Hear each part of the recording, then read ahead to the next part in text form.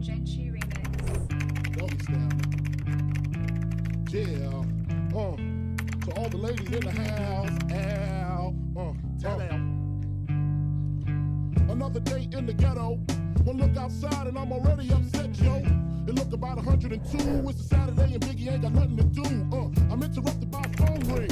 Sometimes I wish I never got the motherfucking thing. Hello, can I speak to Biggie? Yo, who this? Tanisha, yo, call back, I'm busy. Why don't you hit me on the box a little later? Washed up, got dressed, hits the elevator. Steps out, it's the same old scene. Dope fiend, crack fiend, eyewitness news team. I seen the honey with the butt looking butter soft. I know she look my better with them clothes up off. Sitting all thick with the ruby red lipstick. That's the one I got to get with. Can I get with ya? Can I get with ya? Can I get with ya? Can I get with ya? Why you wanna get with me? Cause you got a big B-U-T-T. See?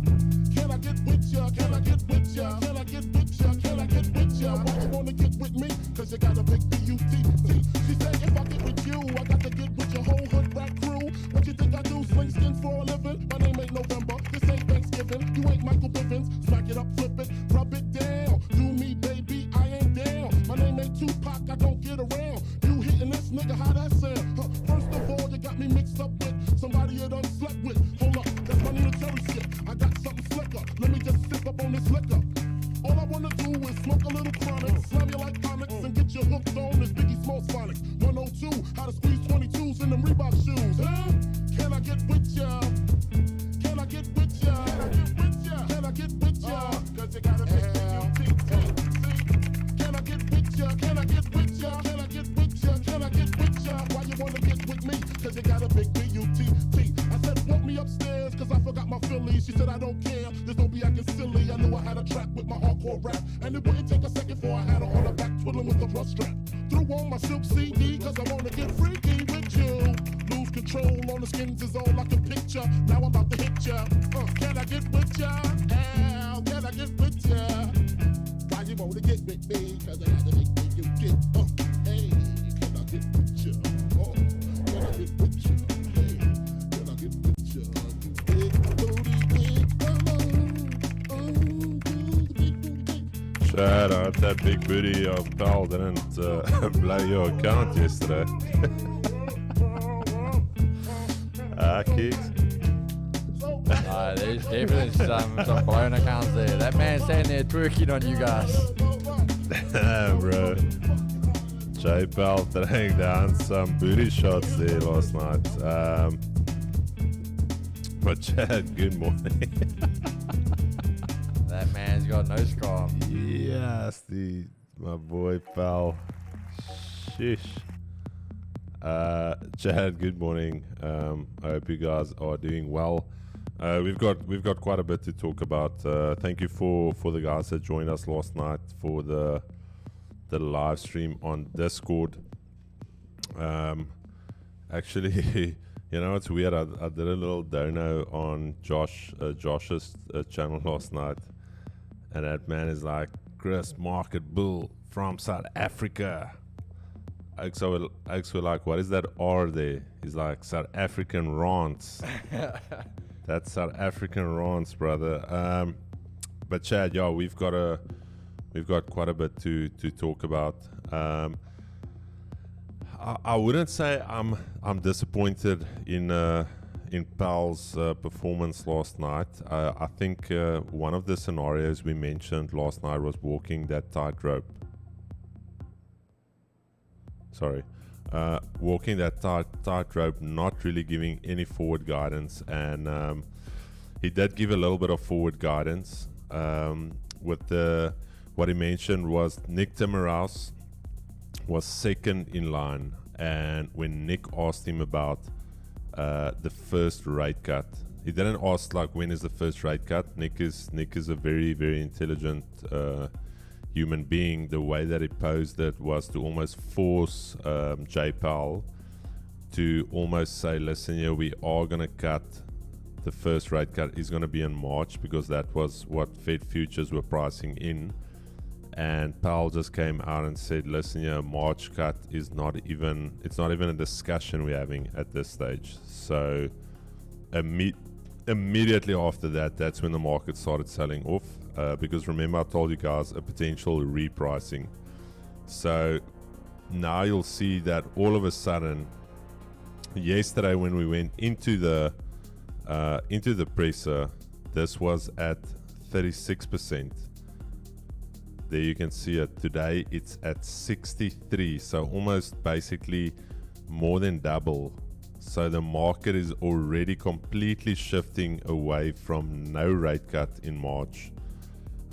May all of a sudden has become now the more likely target for the first rate cut, but again, there's going to be a lot of repricing. And then secondly, what he talked about was that they are very aware of the robust labor market.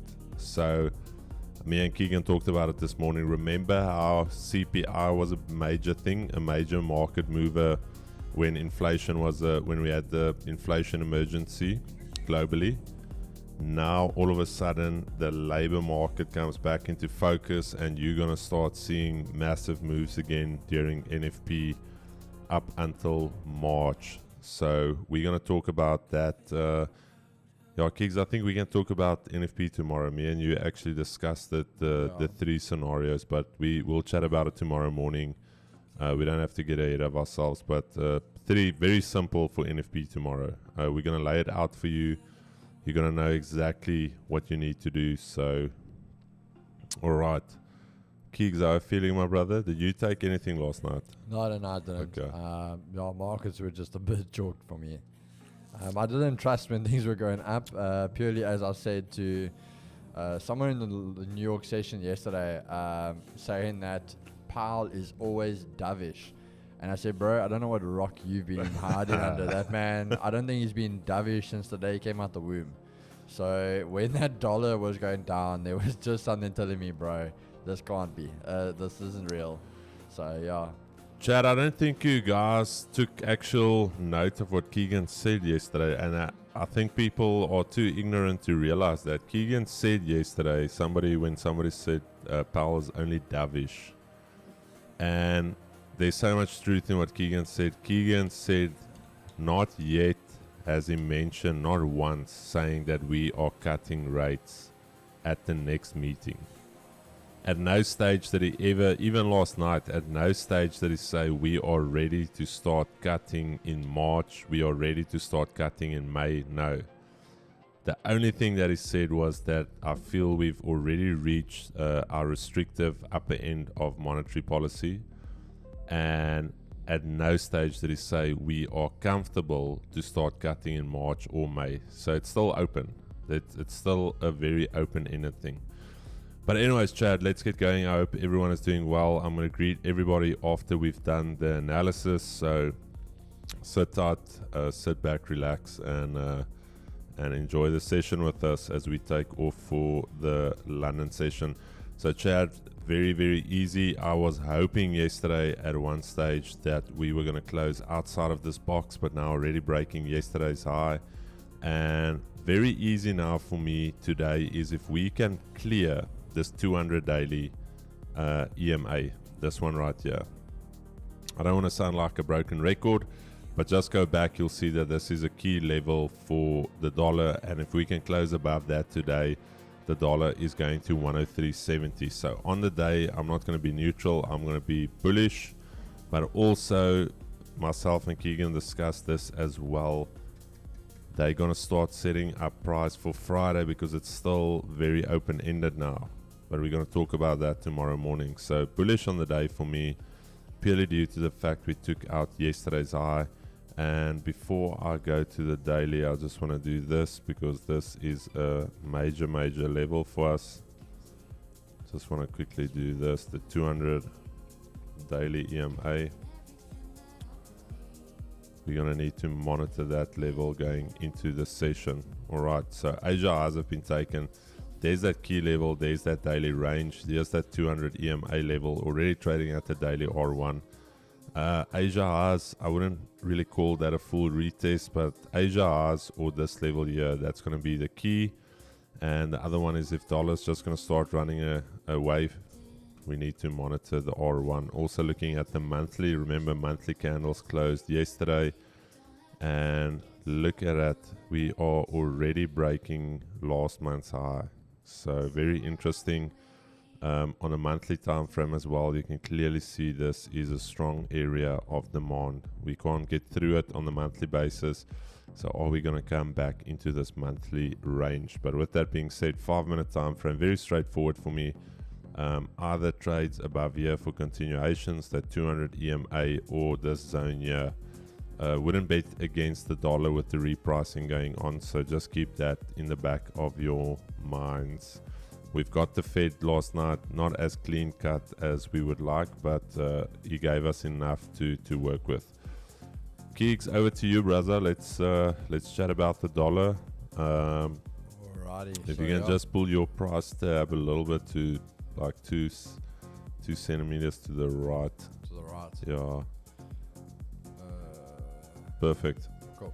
Right, you live, brother. All right, guys. So last night definitely shaking things up for us. So reason being, straight off the bat, we're going to be flipping bullish, guys, for the day. And again, that's purely fundamental. Again, we're not going to say long term. Now, when I mean long term, I'm talking like a month here. Weekly, I'm purely going to stay neutral. We basically are at the end of the week. It's Thursday, and then you still got a big one coming out tomorrow. So I'm just going to take a very neutral stand on dollar for this week. But today, I think straight off the bat, we are going to be priced in. Again, it wasn't that it was unexpected, but the way, as Chris said, the way he phrased and made comments, that was a little bit unexpected. He really played his cards well last night, and I think that's what's going to benefit the dollar today. So moving forward, you can see obviously we had that rejection, and funny enough, always holding that bloody 200. That thing really is a general for the dollar. But now we're trading back up. We're going to be back at that 103.450. And the thing is, for me, guys, honestly, markets today I think are really going to price in quite a bit for the NFP tomorrow. So I'd probably see us looking around this 450 zone the whole day, especially we're on at the R1. I'd like to see us trade back down for Asia highs. Obviously, we have the flip zone still, and Asia lows untested. So we got Asia highs untested, Asia lows untested, daily pivot, and EQ. So I wouldn't be surprised for us to go all the way back down to the weekly pivot or even daily pivot, and then trade back from there. As I say, I do believe this is going to be a very consolidating day. So yes, you will be able to get moves in between these big sell-offs and the climbs back up and so forth, but I do see the day being literally something like this, just a very, very consolidating day. But I am bullish on the dollar for the day. All right, shot kicks. Chad, let's get over to US 30. Before we do US 30, let me just quickly see what our Asia digested that news. Okay, Hang Seng down 0.76% on the day. Oh, sorry, not Hang Seng, Nikkei. Hang Seng closing up 0.5, but obviously the Hang Seng has been clapped for literally for like this entire year so far. If you look at it from a weekly perspective, Hang Seng is just getting absolutely murdered. So I would say mixed order flow coming from Asia. So now back to US 30. Let's quickly look at it. Daily time frame yesterday, very, very interesting. So this for me becomes a swing high formation, Chad. We took out a previous daily high. We closed bearish engulfing. We took out the previous daily low. So it showed me that there was some buyers being trapped there, some late buyers, and then they took it completely the other way around. So one thing to look out for, we will most probably come and retest this breakout area, and what bulls don't want to necessarily see is a daily candle closure back inside of this range, because then this becomes a failed breakout to the upside, and then we can actually start coming a lot deeper, because there's a lot of open space. If you just look at this from a daily perspective, look at this, almost little to no correction to the upside. But we're going to take it day by day, and on the day, this for me now becomes a valid swing high formation. Daily, I'm going to go purely bearish. If we stay below yesterday's high, I'm going to remain bearish for the day. I'll be purely looking for sells up until we retest this weekly pivot area, retest this key level at 38,000 5-minute time frame. Alrighty, what do we have on the 5? So you can clearly see 80 Sheesh, let me just get this red moon off the screen. Clearly you can see last night after those comments, 20 to 10, a lot of selling momentum coming into the markets. And where do we go from here? Asia lows already taken. And I'm going to say Asia highs and daily pivot. These are your two levels that you need to monitor for potential sell continuations to the downside. I wouldn't necessarily want to sell Asia lows because that is technically almost your weekly low right there. And I would say one of these two zones, if you start seeing rejections, the 80 remains bearish. Very nice selling opportunities here this morning. Nasdaq daily time frame. Let's quickly look at the daily. Nasdaq getting absolutely wrecked. Yesterday we were bearish. No, sorry, we were neutral due to the fact that we closed bearish below there, but we closed bearish still above that previous breakout zone. So very easy now today. Nailing Nasdaq, you could potentially get quite a deep pullback all the way up to very close to yesterday's high, and then sell off to this key level here close to 17,000. So on the day, clearly bearish for me. And let me just quickly update my bias there. So bearish for me on the day. 5 minute time frame. What do we have on the 5? Asia low has been taken, already trading now back to the daily pivot. Let me just do this. All right, Chad, very easy this morning for Nasdaq, and later this afternoon right here. This is the business end of Nasdaq. Whatever happens here, this is going to determine where we are going.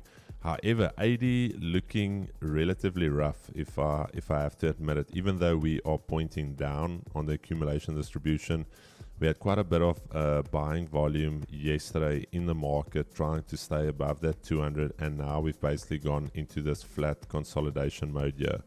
So the AD is not pointing up, it's not pointing down, it's almost neutral. So very, very interesting on Nasdaq, and very easy though. This is the area you need to monitor. Let me just put a little eyeball there. Right, Keeks, over to you for US30 and NAS. Alright, I'll be there now. Okay. There we go. You're alive, brother. NAS, guys, NAS. We are bearish. I'm sure you guys can see NAS got chalked yesterday. Absolutely obliterated. But been holding that weekly resistance. We spoke about that from basically Monday or Tuesday. Yeah, there Monday, talking about having the rejections over here. So basically, a lot of the time, your tests, breakdown, retest, and there come the sells. So on NAS, guys, very, very simple today. Looking at it, if you look on the 15, you'll see it a lot clearer. You obviously got trading up to your daily pivot and your EQ already. So what I'm going to say is I don't expect us actually to have a pullback all the way to like over there.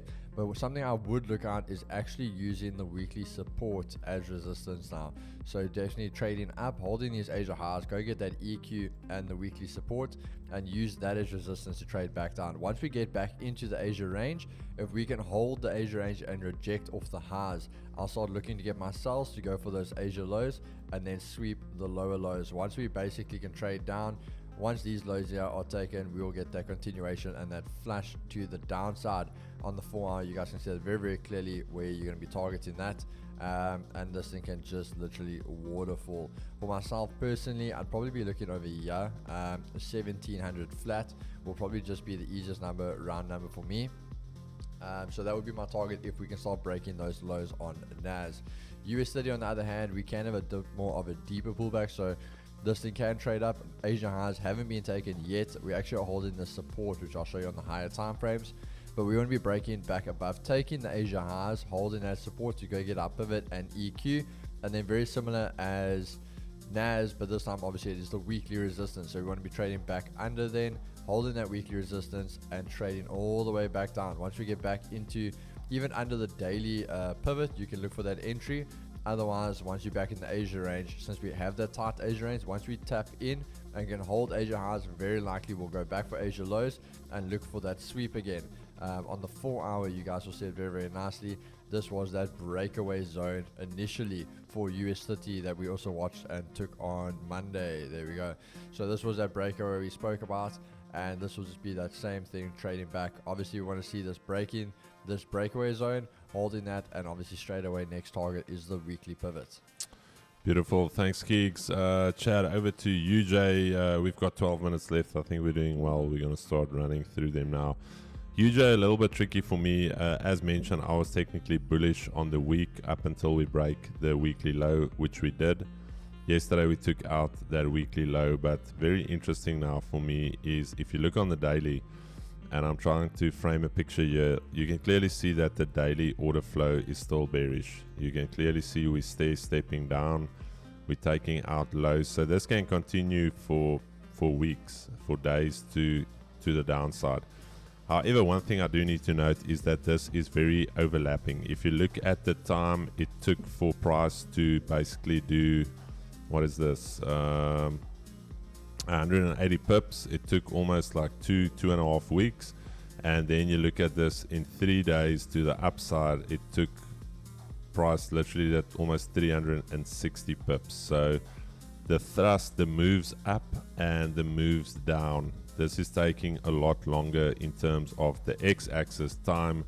So this for me is purely corrective to the downside. So at any stage, at any stage, can this thing start flipping bullish again and we can start breaking out to the upside. However, I cannot let my intuition, let's rather call it intuition of expecting price to flip bullish, let me get my ego in the way where I'm not trading what I'm seeing. And what I'm seeing is that the daily closed below a support level. It closed in between two key levels here. Look left with me, you can clearly see this is a key level, 146.50. So the expectation on the day, forget what I'm expecting, that's trying to get foresight of the market. The longer, the higher time frames, I want this to go bullish. Daily, however, closed bearish. We've got a wick to fill. We've got a key level where we bounced, and we've got these two zones right here, which price is now currently trapped into. So this will most likely be the majority of our daily range. 5 minute time frame. What do we have on the 5? So first things first, if I look at the 5, I can clearly see that the 80 has been bearish for quite some time, since Monday. We've been trading for the most part below the 200, and now obviously after yesterday's FOMC press release and the press conference, price is now starting to show some signs of bullish momentum. And can we now see this moving average start going to the upside? I don't know. We need to monitor price and see what it's doing. So Asia low is still intact. Weirdly enough, Asia lows is at that key level we discussed where we trapped in, and we are now trading at the Asia highs, at the daily pivot, also a round number right here, 147. So very, very easy for me going into the session. If we're going to buy this, we want to see price trading above, and we want to see price holding this round number or the daily pivot, come up like this, and then we can look for potential longs. Otherwise, if we're going to start rejecting here, price could very likely come back into the range and trade below here. But again, the 80 for me is chalked at this stage. I'm not convinced on the sell, so very easy for me. Asia highs is the level that I want to monitor, and 147. Pound yen, let's quickly look at pound yen on the daily. Yesterday, clearly bearish. I told you guys, we actually took sells minus 6.9 pips. Sells came way later in the session. But again, purely, wait, let me just delete this. Go watch yesterday morning's session when I told you guys years ago, for me, I would have looked at that candle there and I would have said that's a rejection. But the key thing that people miss is, what is the color of that body? It's red. So at no stage did the bulls take control of the overall direction of the day. And that for me is a very easy setup in terms of my daily bias. That wick is a wick that's going to be filled. It's for the most part going to follow the direction of what that daily candle closure was. The only thing that was tricky was, look at what they did with price. They took out a previous daily high, and that is what screwed the guys over. That is where the breakout buyers to the upside got killed. They basically thought that this is a reversal pattern. For the most guys, it's like bottom we created, taking out a previous daily high. They're expecting this now to continue bullish, which it didn't. Okay. daily time frame, we are almost basically completing this range. This is the range we stuck in today. Very easy. If we didn't move as of yet this morning, I would have said very easy for me, bearish. We've got this range to fill, so not a lot left for us to try and gobble up here. But daily, clearly bearish. 5 minute time frame, what do we have on the 5? Okay, 5, you can see 80 firmly to the downside, showing a lot of sell volume. Already trading below the daily, not daily low, Asia low. We've got 186 there. However, 80 now starting to churn a little bit above. Key level for me is this one here. Whatever we do at that 186 is going to determine what we do for the rest of the session. EJ, let's quickly look at it. 6 minutes left. EJ also bearish, but we've now broken already into this daily range. So you've got two key levels. The bullish range, if we're going to start retracing back to the upside, is this range right here. And if we're going to continue bearish, it's this range down here. So very, very easy for us. Yesterday I was neutral to bearish purely due to the fact that we closed back inside of that range. That NB is not very important. It is neutral to bearish. Bullish. So daily time frame, clearly bearish for me. Just want to clean this up before we go along. And the 5 minute time frame, what do we have on the 5? A little bit more tricky than GJ because we've got that key level sitting back inside the Asia range. And where's my Asia high? Let me just bring this Asia high back into play here. Okay, this is not very clean, Chad. This level right here, that's what we're going to monitor here. Just want to put that up there. That is the key level to monitor. And we also have the 50 here, so we'll see what we do at the 50. And Kiggs, I don't know if you want to quickly run through the yen pairs. I got you. All right, Kiggs quickly going to do his yen analysis. You live. All right, guys. So I'm still very, very bearish on the yen pairs, EJ, GJ, and UJ. You can see how they've all been playing out. So let's just start off with UJ quickly. Very, very simple. UJ, on the other hand, I might actually lean a bit more to a neutral position. And that's purely just because of dollar now. So dollar can maybe be challenging UJ purely for that. So I just want to see now today, if we actually look at, we've already traded our Asia lows trading app. We're at the daily pivot, the EQ, and then also our weekly supply.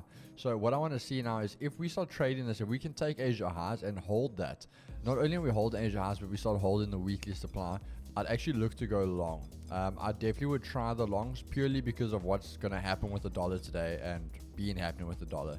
I would consider the longs on UJ. So that's a bit of a neutral, leaning, bullish one for me, but we'll keep an eye on that one.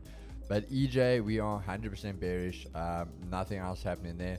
So what I would like to see, guys, if we start breaking back up, I want to see this key level be tested. Otherwise, going back for Asia highs, and then which way we would see that entry go for the daily pivot and the EQ. Once you start trading back below, very, very simple. That's where we start looking for our sells. But again, same thing. If we start holding Asia lows, even if we hold the key level, and start turning around here, I will look for those sells because then we'll have nice equal lows as well. So we'll be able to manage that using Asia highs as resistance, and then a target of once we flush Asia lows to get that push down for the S1 and possibly S2. So definitely looking for the sells on EJ. Then over to GJ, very, very almost copy and paste type of thing. We've actually traded now, taking the Asia lows though, but we are holding the S1. So again, what do you want to see? I'd even consider taking the actual quick type of long if we regain Asia lows, purely because of the idea that we can now trade up, go get those Asia highs, daily pivot, and EQ. So this will actually be quite a nice move to the top side, where then again you will get that pullback most likely. And very simple, once you get back into this Asia range, start looking to take the sells all the way back down to take out the lows of the day and have that continuation. So UJ, GJ, a bit on the cards of a neutral. If you want to say we can react to a buy, we can react to a sell. Where EJ, I'm strictly only looking for sells. Shot kicks, Chad, markets are opening in 50 seconds. We literally just have gold and the two majors, GU, EU left. All right, gold Gold. Gold is stuck in this daily range. We mentioned this range yesterday. We mentioned this range on Monday, and we already filled out the range. So for bullish continuations, very simple. This is the only level you really need to be monitoring today and for the rest of the week is 2046.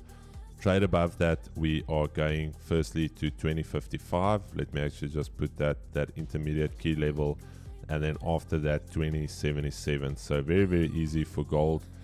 Daily time frame, however, closing bullish yesterday, and if we're going to continue bullish, 2046, that's your level. If we're going to continue bearish, that's also your level. So 5-minute time frame, I'm still bullish on the day purely due to the fact that we still closed bullish yesterday. We still have that daily wick to fill, and our Asia range is here. This is our Asia range, and Chad, markets are open and in motion. Ding ding ding ding ding ding ding. Compliments of J Powell. Round 1 fight. Okay. Gold, we've got very simple. This is your level. Forget everything else. 2045, don't get chalked in this range. 2045, that's all you need to know. Quickly gonna go GU and EU, and then I'm gonna throw over to Keeks and let the gold whisperer talk to you guys. So GU, yesterday neutral due to the fact closing bearish, but closing bearish up above the monthly pivot. No, that is not the monthly pivot. What am I talking about? That is the monthly pivot there. Oh, sorry, we've got a new monthly pivot now. That was the monthly pivot. New monthly candle closures. Daily for me is bearish purely due to the fact that we took out a previous daily low. So let's quickly rush through this right here. Weekly time frame, let's just quickly look at how the weekly candle has developed. All right, we've taken out the weekly low as well. 5-minute time frame, let's look at it. Nice clean move below Asia lows. 80 firmly bearish, and we've got Asia lows. Very easy right there. We've got the half round number right here, 12650. Potential continuations below here.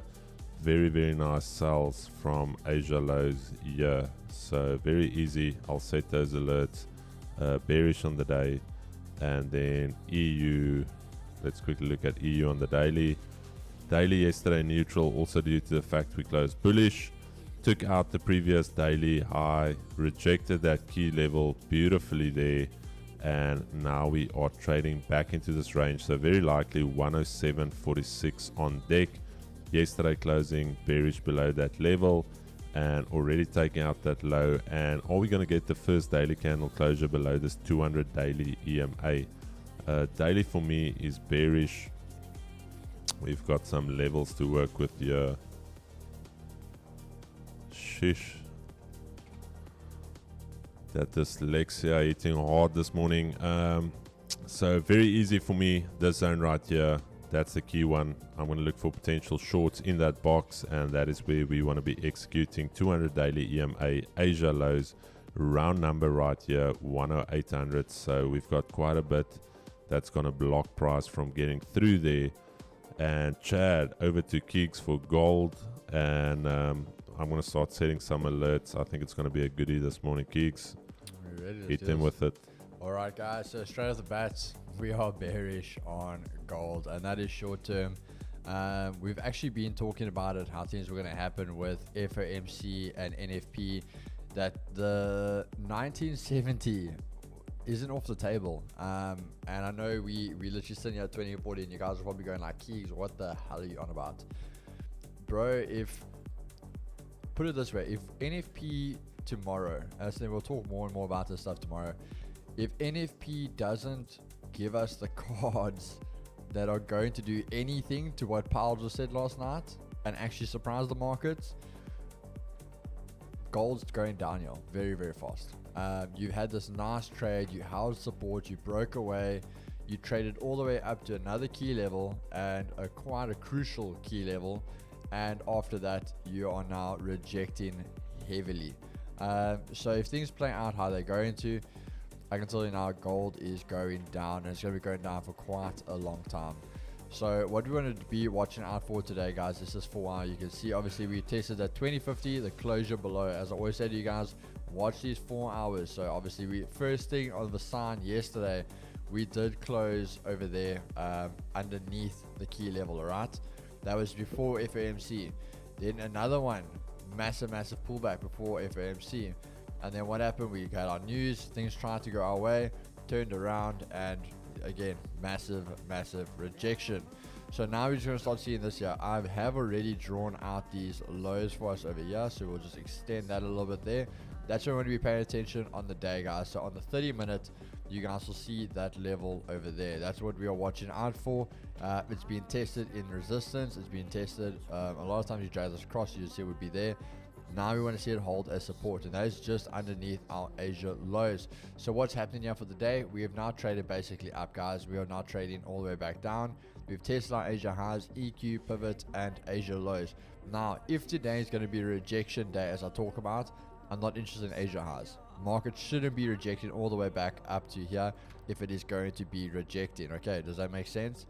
What we can see is maybe a pullback to the EQ daily pivot. That's what we want to see, and holding that. Once we can get under there, very simple. Asia lows, we want to see Asia lows be taken, and we want to see this key area be broken. Once we get a close below this, I'll be looking to take those sells. Purely because now 2035 is back on the target, and we've seen 2035 is a hard area to hold. But as we actually spoke about this the other day as well, Chris mentioned to you guys, I don't get this idea where people see an area has been tested more times. It's clearly a strong area. The more an area has been tested, the weaker the area gets. Then just remember that. So now when you start to see this constant testing, we can't get away from this price area. Again, very likely and probable we will be coming back to that area. But again, if we can break. Now, if we're talking again long-term, bigger picture now for the next week, 2 weeks, then yes, gold is very likely it can break this and be trading down. So we just want to see that happen now. Again, if we want momentum, this is something, a little gem I'm going to drop here for you guys with gold. Something I've been looking at. I've been doing a little bit of back testing on it. But when gold wants an extensive play, an expansive play, if we want the following week to be continuing bullish, we normally break in that weekly support and trading quite a decent amount away from it. Why do I say that? So what happens then naturally? The next week, what happens? Your weekly resistance, weekly pivot, weekly support all move down on the scale, showing us that momentum for the market is moving down. So again, if we can break this, let alone today with NFP tomorrow, then we sit by like 2021, very easy for gold to start going back down again and actually closing the week almost out neutral. And again, we've always said a very inside day means there's a lot of momentum coming the next day. So purely for myself today, guys, I want to be looking, if you want to jump the gun, you can be looking for that pullback. It's very likely we're going to hold Asia lows in this area the first time we test it. I wanted that pullback probably in between here, the EQ and the daily pivot. Hold that, and then just to give me my confirmation, I'll only take it once we break Asia lows and this zone again. Then when we break that, if we can get a retest, that would be beautiful, and then take the sell to the downside. Chad, quite a bit to digest. Just want to welcome all of the new viewers, all of the existing guys. Thank you so much for joining. If you missed the analysis, we did almost a 37-minute thorough breakdown for you. What to expect on the day. Yen pair is already tanking, already making new session lows. Pound yen already chalking. Euro JPY chalking already. GU still holding at that 50. I think that's the level we're going to monitor there. EU also already making new lows on the session. These London boys did not wait to react on the news. One thing I do need to mention, guys, sometimes forget, is remember last night when this happened. See this move here on gold? That was during the North American session. London traders were not at their desk. They were maybe at home, they were watching it, and this morning, do you think they're going to go against this order flow here? I've spoke about this so many times. Do you think they're going to go against this? the North Americans reacted to the press conference. Now this morning, it is the European market's chance to react to that news. So that is why you would expect the same order flow, because we've got the same news. The only thing now is these boys are at their desks and they now have the chance to say, all right, what am I doing with that news that I got last night from Powell?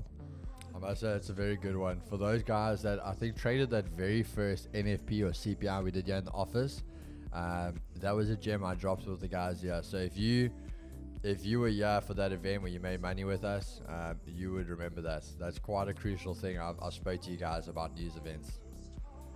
So just think of it in normal terms. Let's say, for instance, Keegan was living in the US and he was at his desk last night. I'm living in South Africa, European time zone. When I get to the desk, very likely I'm going to react the same as what Keegan did. Unless I had a lot of pizza and I was sleep deprived, I will do something else. Like, think of it this way, guys. End of the day, it's currencies. You can put this very simply that you guys understand it. If let's say the Bank of England, whatever, comes out with the inflation rates, the currencies are getting stronger or weaker, okay? Our market is closed. Our South African banks are closed, okay? Now, what happens? When things like this come out, inflation rates, when our markets open up, we need to price in what just happened in the previous session of a previous market. So they've had the release, we need to price in what they've done now. So you will always see almost every session a bit of a re-push, if you want to do that, or momentum coming to the markets again of what happened in the previous session. Chad, I haven't even greeted you guys. Always crispy. Vince Cornelia, John Ray Kutsia, Jax, good morning, my brother. G, oh, beautiful. G in the house. Mark Pillay, Ruben Diedrichs, Hood, good guy, giving us some punching the air there. I don't know if he blew his account. Hood, good guy. Hope you are still alright, my brother. Etienne Grobler, good morning, brother. Ruben Diedrichs, I think I have greeted you all the way from beautiful Dispatch. Hope the weather is good there. Sondre, Kevin Moodley, good morning, my brother. How are you doing? Curtis Rousseau, Bongani, Neil van Westhuizen, as always, pleasure to have you here. Ashland V, Forex Money Machine, damn bro, that it's different. Good to have you here. I haven't seen you in the chat. Offensive, I've seen you. Fiat Walters, also a lot of people waking up with Master Powell. Correct. Wade and Cave, King Shack, Slasher Cakes. How was everybody's FOMC? I didn't trade it, if I'm very honest. I was looking for one potential setup, didn't get it. And at that stage, I told the guys in the Discord community as well, 47 minutes till market close. Why do you want to risk it? Wait for the daily candle close. Wait for the monthly candle close. And yeah. Big Daddy Powell is PR trained to the max 100%. I saw previously somebody saying that Nick Timmerhouse, Chad, as mentioned yesterday, Nick Timmerhouse is a genius, and the way that he frames his questions, it is literally every single time checkmate for Jay Powell. Jay Powell did stutter. He's like, Nick, yeah, and Nick actually was the one that asked the question that tanked the market. Basically, that March rate cuts completely off the table. Economist SA, anyway, keep it pushing, gentlemen. So my account being restricted to post. Crazy. Why? Ooh, your account. I don't know. Not here. Warm in Cape Town today. Hot like the markets. Red candle galore. Alverno. Pretty hot here as well in Port Elizabeth. Fabio, good to have you here. Naspus. Hope you are doing well, my brother. If my mom's watching, that's his name there. I do apologize. The Vault Funder leaderboard traders. Oh, Angelo. Angelo's been doing very well. Most probably going to be one of the first traders to get a payout from Vault Funder. Angelo, sit on your hands. Wait for that payout, brother. Don't mess it up now. Boss Bobby, good morning. Adimora Chica already took 180 pips since Monday, brother. Call it a day. Get off the stream. Go touch some grass. I wish I had 180 pips since Monday. It's a new month, chat. Let's not forget that. Even though we're still in the week, complete new month. Maybe take some time tonight. That's what I'm going to do. I'm going to review all of my trades, see how I could have executed differently, how I could have improved. But yeah, let's see that. Vince Cornelius, as always, good to have you here, brother. Vince, I'll still chat to you when I'm going to get you down into the office. My schedule is just a little bit packed at this stage, but please believe that I'm going to make that happen for you. David Govender, I think I have greeted you. Keenan Benjamin, as always, a pleasure, my brother. Kili Peterman, welcome. Sergio December, the focus trader. Leswellen Corsi, haven't seen you here, brother. Very good morning. Niaz Hendricks, I've seen you here, my brother. Chef Rowley, why your Asian high is on 2047, please? Because that's the body closure, my brother. That is why it is there. Lebogang Zakir Awan. I think Lebogang also comes from Rydal's community. I think I've seen it there. Tariq Zakir, Alec Jackson.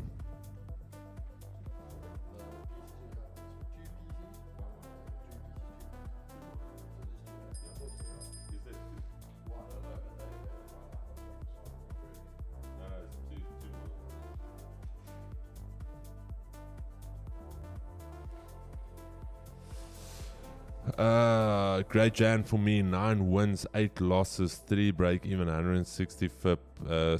Blandy, beautiful. Just goes to show you don't need a massive win rate to make money in the markets. You just need to be able to keep your losses small. We're close to 6k subs. Yeah, chat, thanks so much for all of the support. I don't know, there's this weird guy that commented on the podcast saying we're using Rydal for views.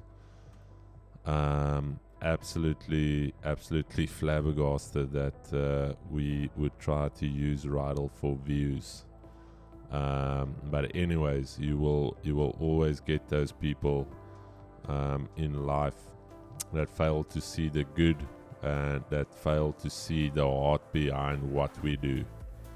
But anyways, Chad, for the rest of the guys, I really want to say we really appreciate all of you. We appreciate the support, and also want to thank the guys that put their hand up yesterday.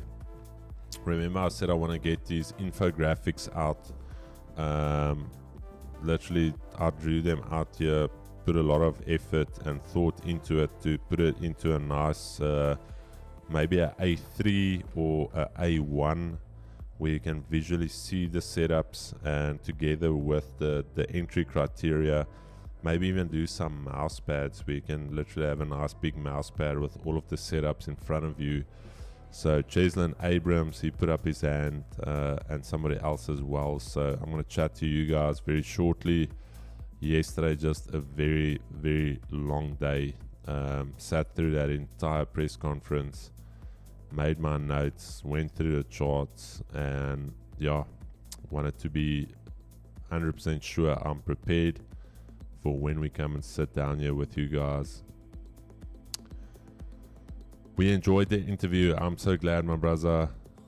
I really enjoyed it. Like I mentioned, Rydal was always somebody that I wanted to get onto the stream.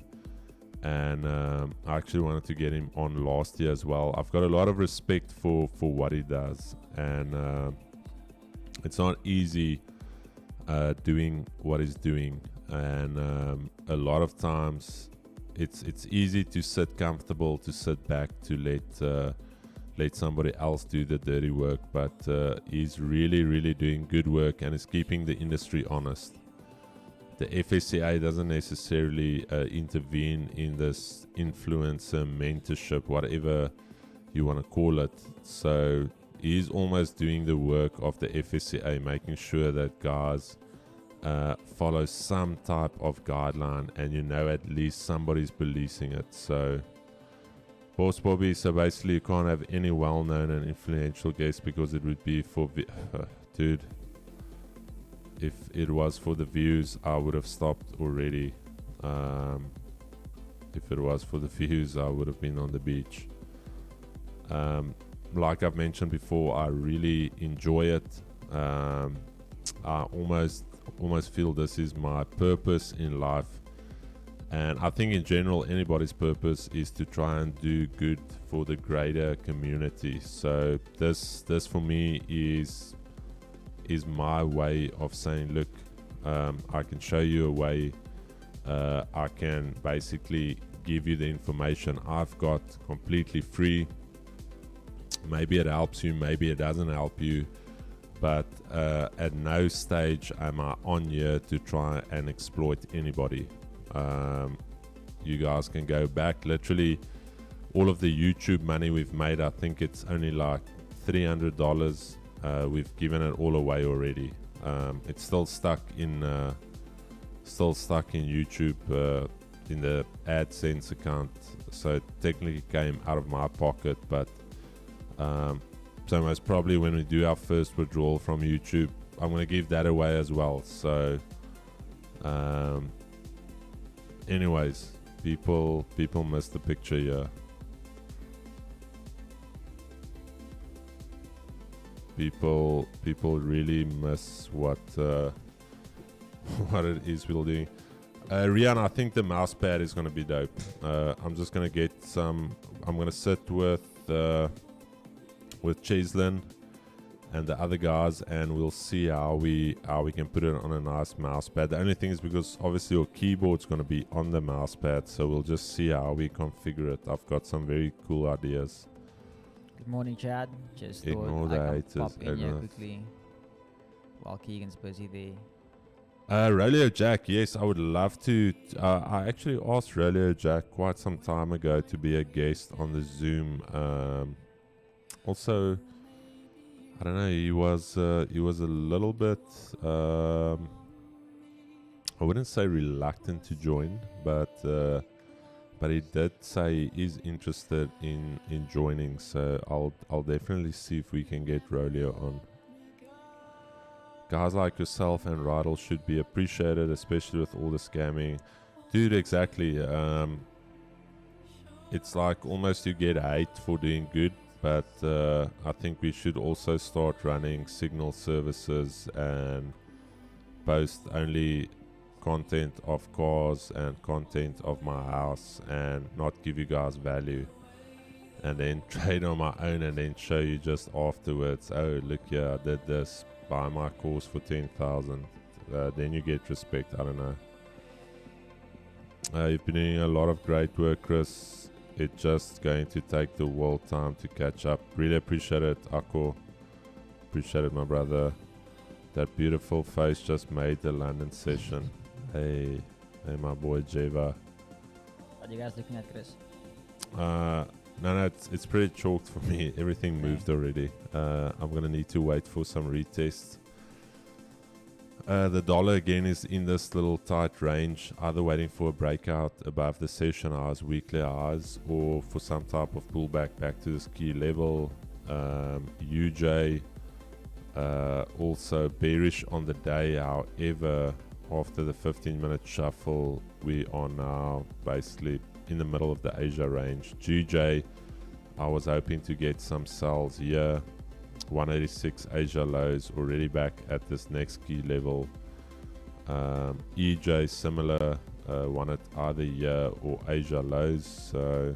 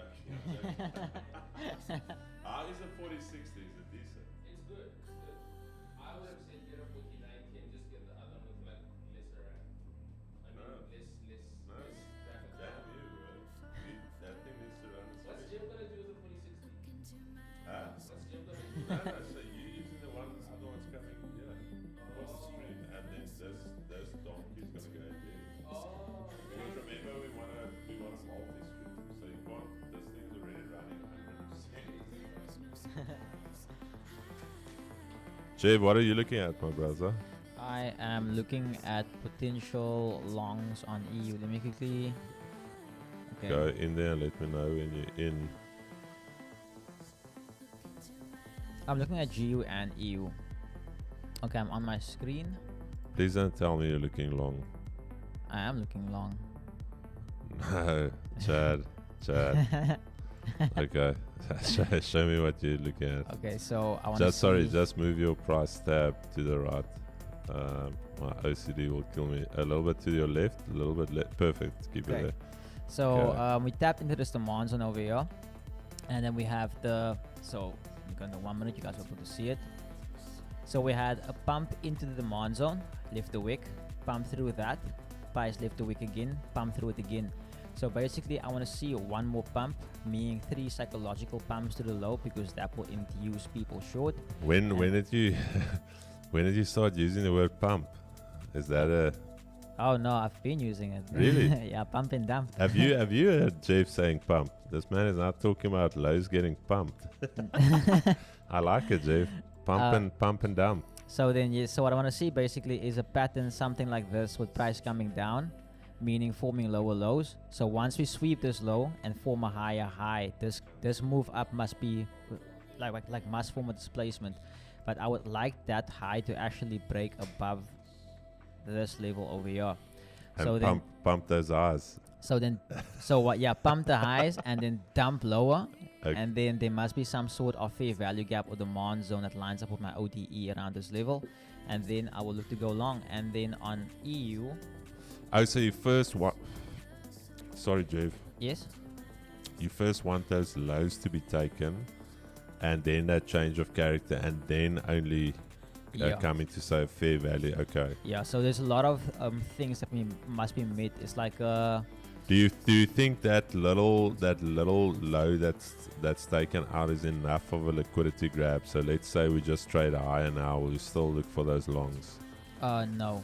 I would So scratch it. you want another low being taken? Yes. Okay. Because once people see, market goes down once, twice, 3 times, they have the fear of missing out. Is this the 1 minute chart or this is the 1 minute, yes. Okay. So I'm on EU now. So like I explained to my members this morning, I want to see the supply zone taken out, so mitigate. So that means now that we can see the supplies taken out, the only supply will now be in our way will be at the Asian lows, which, if you think about it, EU must test the Asian lows if it's going to dump back down. So then from there on, as you guys can see, price already swept this low at this level. So now I want to see a change of character slightly above this previous mitigated supply zone. And the same thing, retracement into a fair value gap or demand zone lining up my OTE. Then I will look to go long. And also the reason for that, for these longs, is on DXY. So on DXY, for those of you guys who are on the streams, you guys would know that I've been looking at the supply zone on DXY at this level at the R1. And we already swept last week's high, which means that we have this week's high that needs to be swept. So yeah, once that's swept, taps the zone for sales on the dollar. That will then confirm my confluence for EU and GU. Sorry, Chad, while he changes that, if anyone has some contacts with Bon Aqua, the pump waters, I just want to get this man an endorsement deal because we are giving so much free publicity to pump. And Jeff only drinks pump water. You guys don't realize it. All right, JV, hit us there with the analysis. But yeah, that's the only thing. I was asking Keegan now what's his bias on gold, but I don't like the patterns. Like, it's nothing to take them, it's just the stop losses become so wide. Like for instance, based on this move, if I would look for longs in correlation with my EU and GU biases, my stop will be literally something like 50 pips. So that's also why I've been trading gold. I just don't like the volatility right now at the moment. But also, based on what I said yesterday on the FOMC, did exactly what it did, burning above this levels inducing. But yeah, that's also why I'm waiting for, not forcing anything, but waiting for better setups. Because I know after FOMC, these guys are thirsty. US City, who was it? DCS off. I wouldn't sell. Here. Our setup was either here sells off the 200 EMA or off the Asia highs. You don't want to be selling Asia lows. The only time I'll sell Asia lows is if we had an impulsive move, clean move, and the Asia lows was left untested. Then you've got a session low that you can target, and then as price retraces, this becomes your easy target, that session low. But no, I think your sells could work. I definitely think it could work. However, I think it could be a little bit premature as well. So I wouldn't short it here in the middle of nowhere.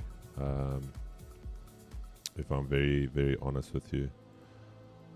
Also, Nasdaq, I mentioned this is the zone where things are going to happen.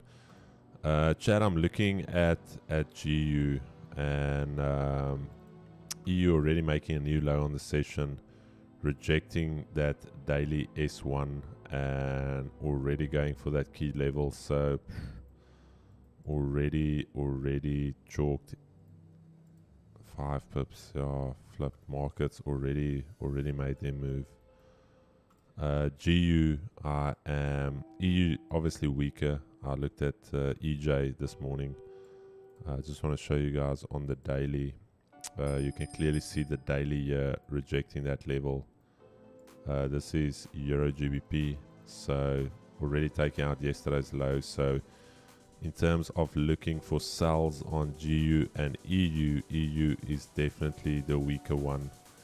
However, how do we short here at the weekly low? Very tough to short at that level. That's why I'm saying this level there. And then DXY still capped. Okay, there DXY is going for that breakout. There DXY is going for that breakout. What else do we have? Gold 2045. That is the level you want to be monitoring. EU. Okay. So GU we might. I'll be right back. I need to fund my account. You need to fund your account. How do you need to fund my account? Morning, James. Been a while since I've been on due to work. Oh, Lucas, good to have you. Any sign of Mr. Sweet Chocolate in the office? You're talking about sexual chocolate, not sweet chocolate. Edgar, we did a podcast with Big Ed, younger brother of Mark Henry, the famous wrestler. I was 1K from being a funded trader after yesterday. I'm set back another. DC, dude, I've been literally, I'm not even lying. I think I was 0.5% back at one stage, and I came back almost 4% down. It is brutal, but put it behind you. Move along. New month. Don't. Here's the thing. I actually want to get that. This is somebody that I've got a lot of respect for in the industry. Tom Dante, Trader Dante. He's truly one of the OGs in trading. He almost has double the years experience that I have. I consider myself to be a veteran. I've been in the trading game long enough. I was in trading before Instagram influencers were a thing. But I just want to show you, he said something that was very, very valuable. I just want to get Trader Dante here. Tom Dante. Yeah, he's been trading for 21 years, so it's more than double. This tweet he put out yesterday. Remember, sit on your hands when you don't believe the opportunity is high probability. Step up when you believe it is. No fear, no hesitation. Follow your process. Expect nothing. And as always, I got this from him. Trade the market, not your P&L, not your emotion. This is where retail traders get stuck. You're down 5% for the month or whatever, you're down 10K on your account, and all you're thinking is, I want to make that 10K back with one trade. Now all of a sudden you're trying to swing trades your your plan was always only to take a 1 to 1 or 1 to 2. Now you're thinking you're going to do a 1 to 50. No. Always be seeking improvement. Very, very. Go give Tom Dante a follow. One of the guys that I can highly recommend. A lot of experience in the market. An absolute OG when it comes to trading. 21 years in the market. Traded on a real prop desk. I think he traded bonds if I'm not mistaken, but absolute ledge. Also a funny guy. Good sense of humor as well.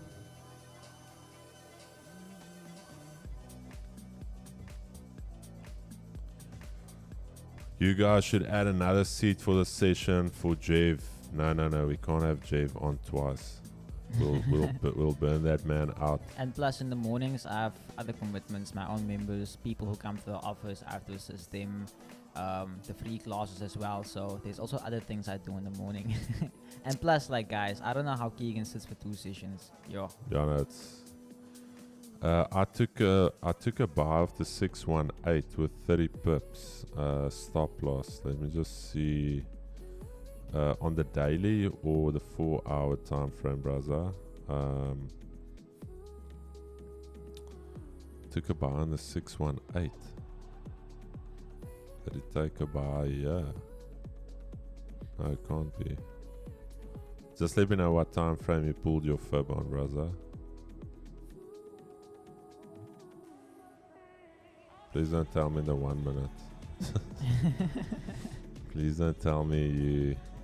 Please don't tell me you did this.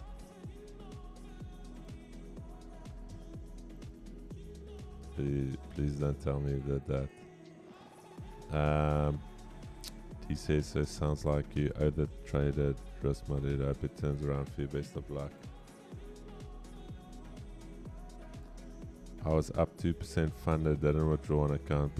No, man. Chad, here's the thing. If you pass the funded account, make 1 or 2%, wait for your withdrawal, get the account risk-free, get your money back, gives you the opportunity to buy another account. That account then becomes risk-free. There's zero emotion then. Don't swing for the fences.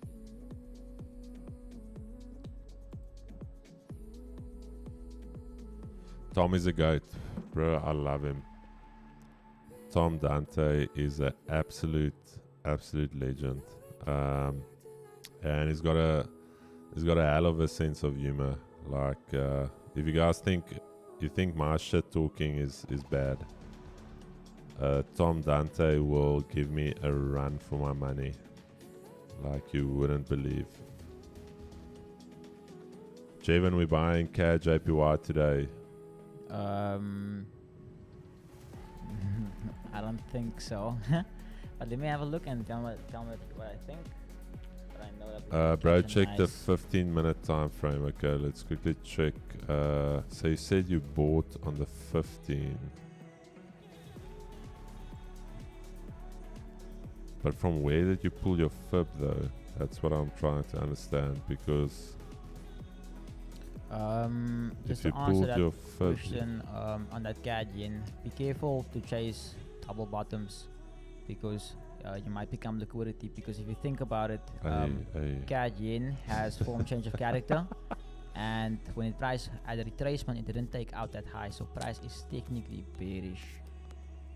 So we might actually see a break of structure to the downside below last Wednesday's low. So just be careful when you attempt to long it. Jev, so you say if you can't see the liquidity, you become liquidity. Hey, my brother. Hey. EU has broken the low, yes. So like I always talk about in structure, so price formed a complete lower low, a perfect candle close. So our change of character now takes place at a slightly lower level.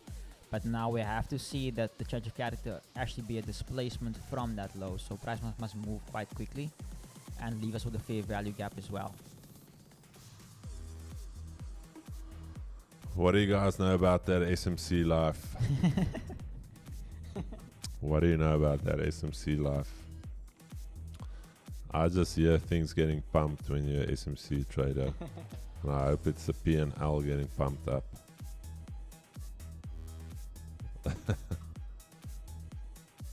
ICT, aye, we've got an ICT trader in the house.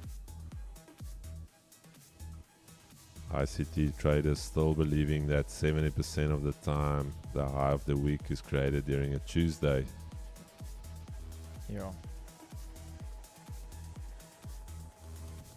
Is there any ICT traders that still believe that 70% of the time the high of the week is created on a Tuesday? I just wanna ask that question. There's almost still. Ah, There's almost still. Chad, if you just joined, please help us support the channel. Drop a like if you've got an account. Fall into the chat. Let us know where you're from. I think we did it a while back. We even had people from Russia on, Poland. Let me know where you guys from in the chat. We in Port Elizabeth, Eastern Cape. So I love you guys. Vault Funder Challenge. El Nino, beautiful. This point I don't think so. I'm from Algeria. John, he says I thought it was on Wednesday. So so you must think about it this way. Same as the market is fractal, meaning if you look at the 1 minute chart and you don't have a time frame, the weekly will look the same. But also time is fractal so you must basically try and time map the broker. So or time map the chart. So let's say you map out 12 o'clock to 12 o'clock. You don't look left, you don't look right. You start with your Asian session, then you can see your high and low. London, you can see your high and New York, you can see. So when you're done with that, you actually have a high and low of the day. Then you do that for the week as well. Then eventually you will start seeing that Wednesday, Thursday is when your high and the, or let me put it this way, Wednesday, Thursday you will have a midweek reversal. You see that one? I believe 70% of the people are high on Tuesday. Hey, Paul Cripps.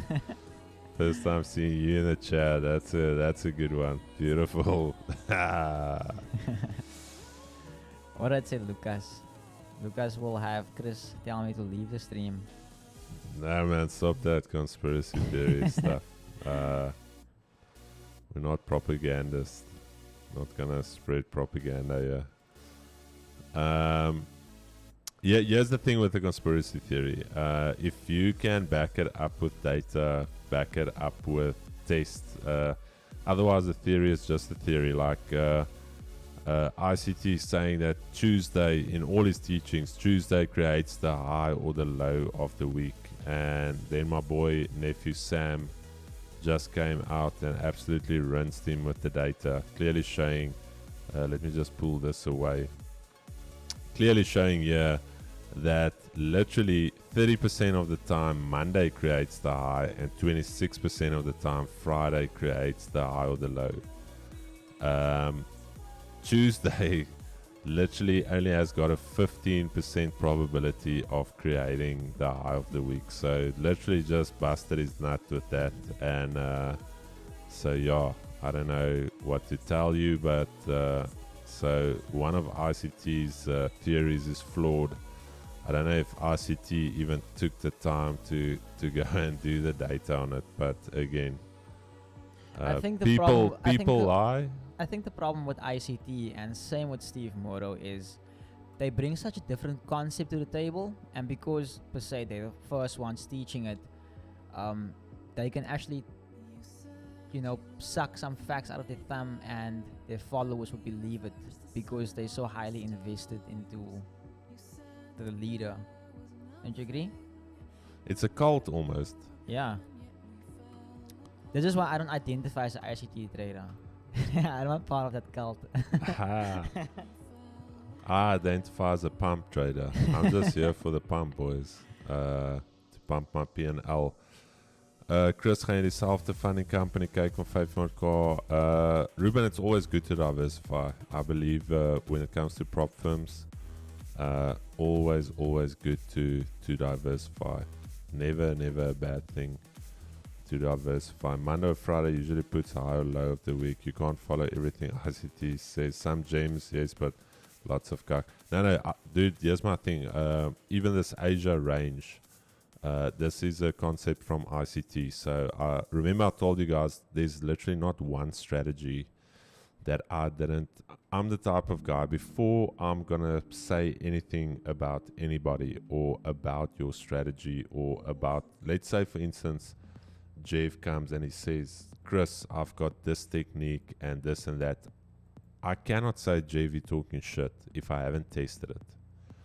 And that is the issue everybody has, is like they say, especially in the influencer market, you see the guy with the Rolex, you see the guy with the Ferrari, and you are already inclined to believe him because materialistically it basically shows some type of monetary success.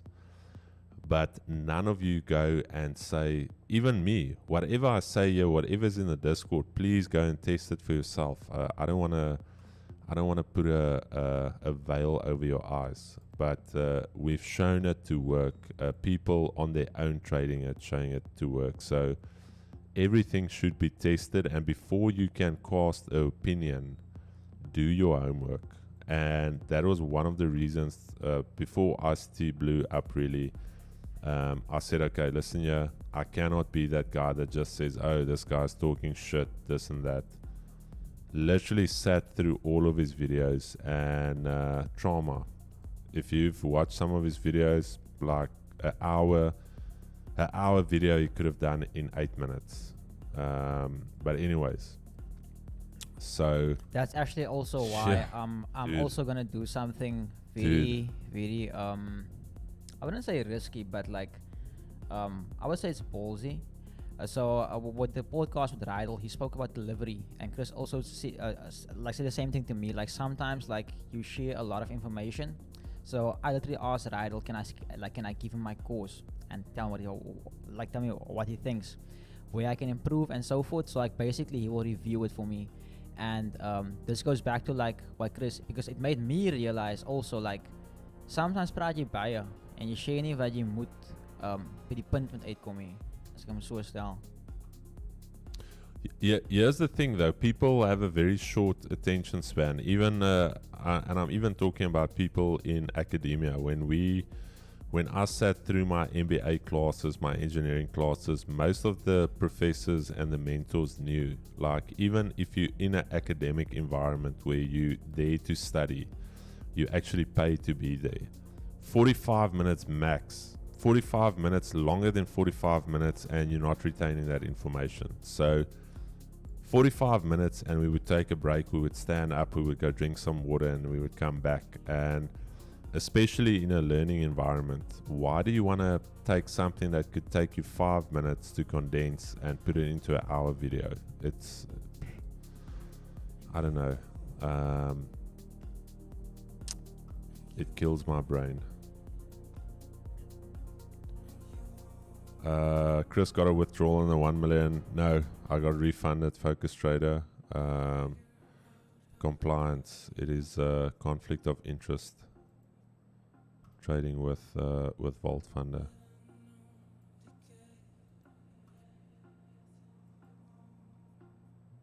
VF Talk. ICT comes from Stellenbosch.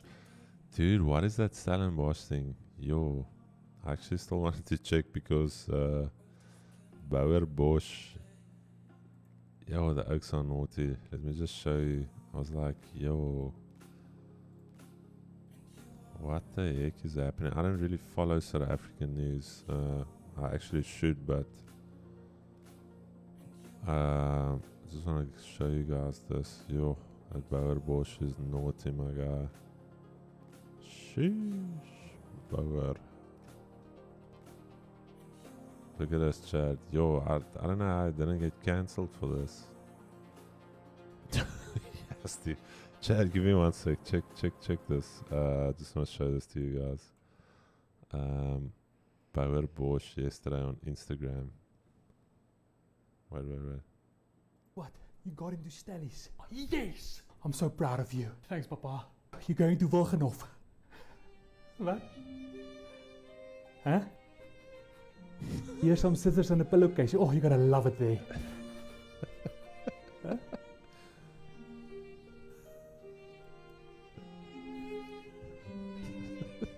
Start cutting some holes. We're leaving in 5.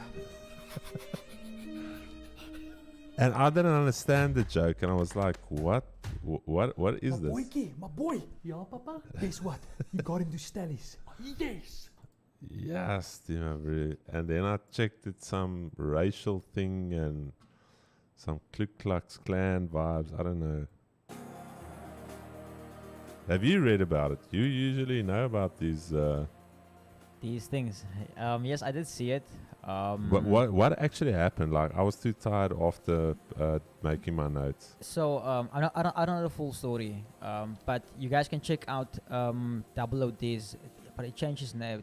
His name is Desmond. He used to work for ISCOM. He started talking about a lot of things he's seen, like how they actually break the machines and stuff like that, load shedding, diesel, the mafia. No, we're talking about but anyway, Stellies, not ISCOM. Yeah, we know ISCOM is fucked. So with the Stellies thing, apparently, like, if you got punished, there's it's like, imagine like a fraternity.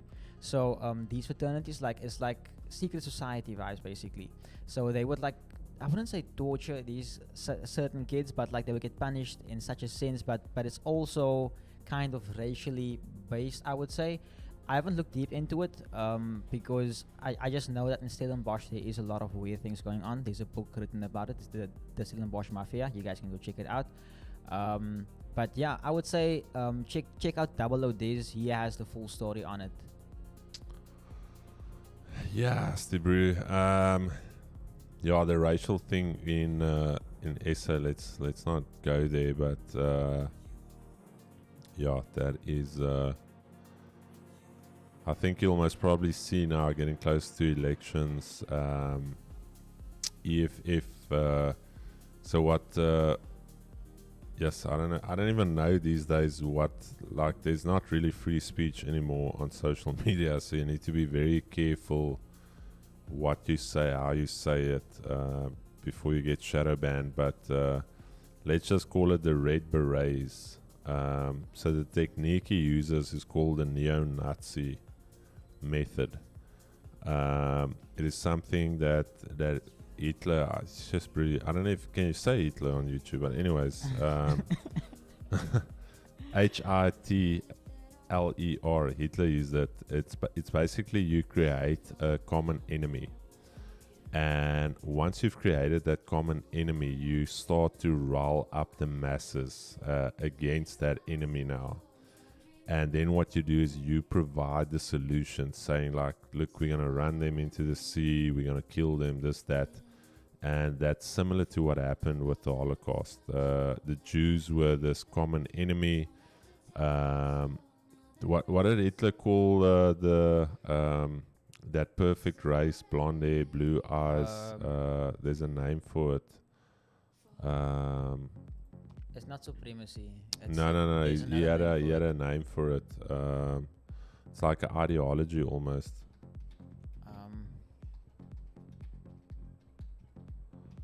Chat, I'm just gonna check. It's more ideology, but there was a specific name for it. But anyway, let's see if somebody in the chat. Yeah, Aryan, the Aryan race. So politicians use that, and then also what they use is obviously the masses in South Africa is either unemployed, on grants, and now what they almost want to do is they almost want to make out like capitalism is the enemy, and capitalism is not the enemy. The issue is if you've got a free open market, capitalism should actually filter through into the entire economy. A socialist economy cannot really work. We've seen what's happened with most African countries that have some type of socialist economy. Because here's my thing, Javen comes into work, he's putting in his graft, and now there's somebody else not willing to get to the office, not willing to work. Say Javen sometimes here till 6, 7. Now that brother wants to get paid the same as Jevon, but Jevon is putting in a solid body of work every day. So you cannot really have, especially people that are driven. Imagine you putting in a big body of work every week and somebody else that's not really working is getting paid exactly the same as you. It doesn't make sense. That's why capitalism is not really the enemy. The enemy is the government not being able to really manage their fiscal policy well. And we've talked about this many times before as well. If you look at fiscal policy, your entire economy in a country stems from your fiscal spending. So your fiscal budget is just purely it starts with infrastructure. If you look at how economy works, is if you start providing better services in terms of harbors, in terms of road infrastructure. If you just even look at the middle of Africa, if you look at Zambia, Zimbabwe, there's a lot of minerals there, but there's zero road infrastructure to get those minerals from there to a harbor, because that is where from the ports it gets exported. So as soon as you start investing in infrastructure, you start connecting yourself to the rest of the world. Otherwise, you remain that island. Those commodities will sit there. I've been in Zambia, I've been in Zim. The roads, you wouldn't even believe how bad the roads are. So, firstly, Eskom, utility. We basically, we've got less power generation capacity now than 25 years ago. So how the hell do you grow an economy but you're not meeting the demand? Secondly, how do you stimulate economy? You start with your fiscal spending, your upgrading of roads. There's blue collar workers there. There's consultancy firms. There's construction firms. Those workers then have the ability to go and buy from their local shops. They can start paying for education for their kids. They can now, all of a sudden, there's that invisible hand of the economy that filters through everything. But here's the thing, that money, the money that's generated from tax comes in, and what actually gets spent into the fiscal budget is maybe this. And then you expect the private sector to carry its entire economy. Cannot.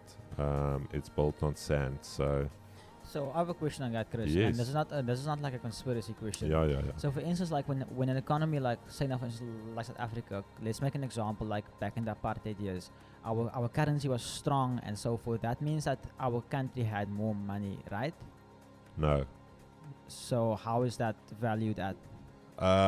So it was purely due to we held a gold standard as well, similar to what the gold standard was in the US. So the Reserve Bank, for every rand that was out in the market, we actually had gold reserves for that.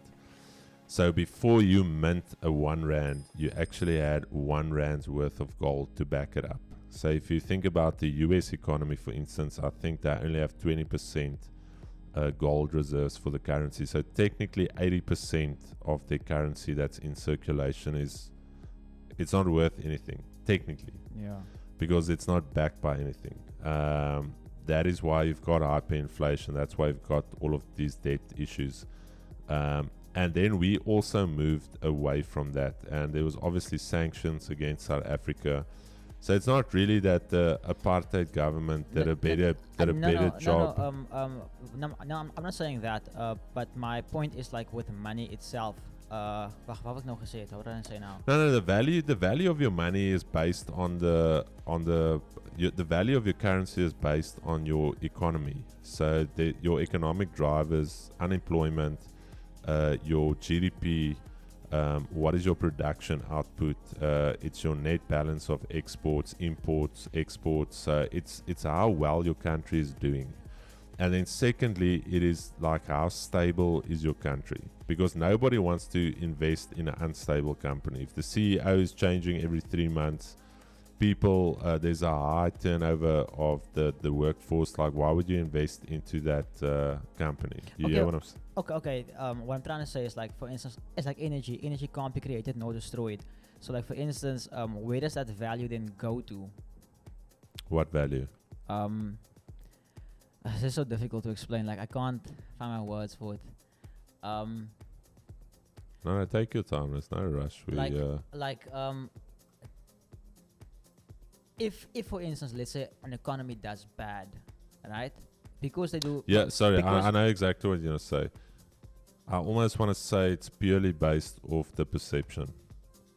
Similar with Bitcoin, it technically has no intrinsic value. So yes, that brings me back to, because people don't actually know how the economy works. This goes back to that thing why they maybe feel, like you said, now some feel lazy because they blame the government. They play the victim. It becomes back to that point because they're not working for something to actually build an economy through the people. No, sorry, I don't sorry, Jay, but I get what you're next to it. So basically what I'm trying to say is, like, because a lot of people don't understand monetary policy and like why, like, you know, things are the way they are, like means a circle, they would then blame the government instead of understanding like why it actually happens. Instead of like, no, but it stems from the government. It's not. Remember, the government is in power of the people. The government needs to stimulate the local economy. It's not. The private sector cannot do that. The private sector cannot start building roads.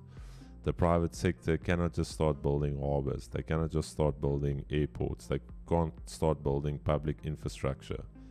That's why. So it can stem back to two things: corruption or mismanagement. Corruption. Or mismanagement. Not even mismanagement, just pure idiocracy, like just guys being idiots that are in power. It's not even. If you guys want to watch a cool movie, watch the movie Idiocracy and see where the world's heading to. Never skipping ads. Let's pump the likes, Chad. No, Chad, like I mentioned, I weirdly enough wanted to join the junior council. Basically, I wanted to get into politics, and then I was just like had some political debates on social media and stuff, and I was like, nah, this thing will end me mentally. Like mentally, this will end me. Also, just purely wanting to make a change and be a voice, but no, not in. Not at this stage. But yeah, Jeff, just to come back to your question, the only real way you need the government and the private sector to work together collectively. Because the issue is, if you're going to build roads, and let's say the government wants to build a new highway from here to Mthatha, there's certain regulations the councils need to get involved. There's approvals that you need. There's a lot of red tape you need to get through, and no person or no private company is just going to build a highway, because there's no value for them after that.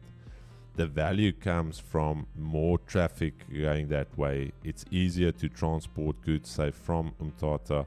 Then it's maybe easier to take stuff, say, from the Durban harbour, from there back through Mthatha, back to Port Elizabeth. Now, all of a sudden, you create that network, that infrastructure for goods to be delivered, to be imported. So everything technically comes back to infrastructure development.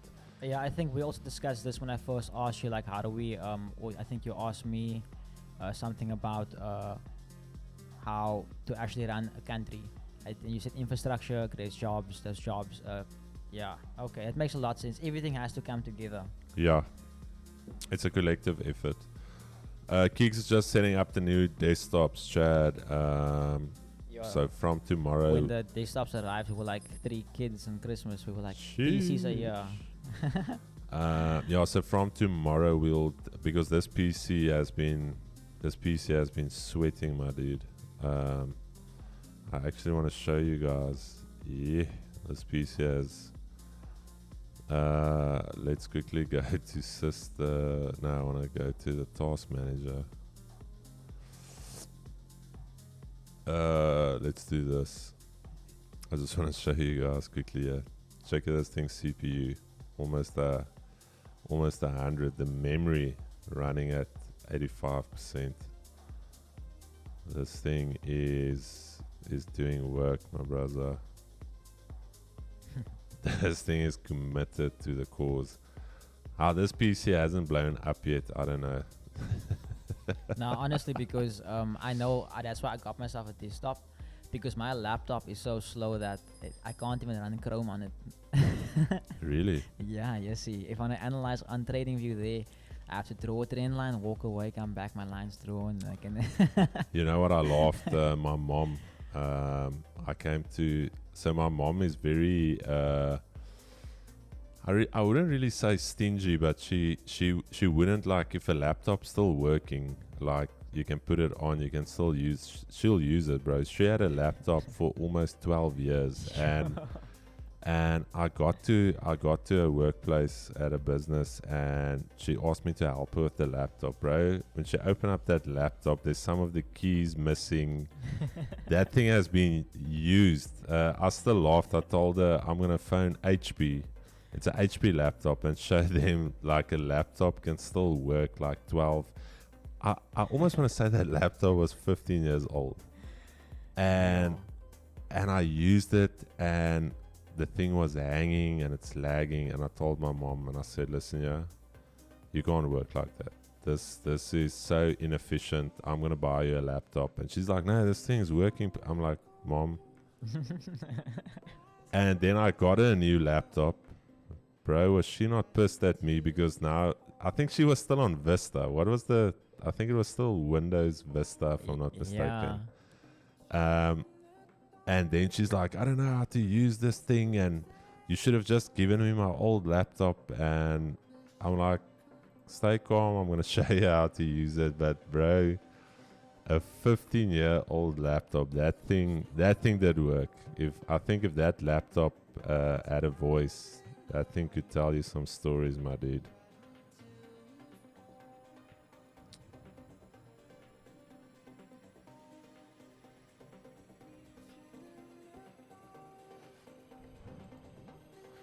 Chad, I'm potentially looking for shorts here on GJ.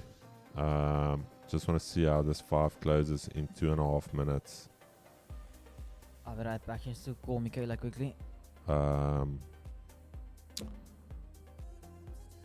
Yeah, I'm gonna potentially look for shorts here. Only thing is, it's a weekly low. It's a half round number.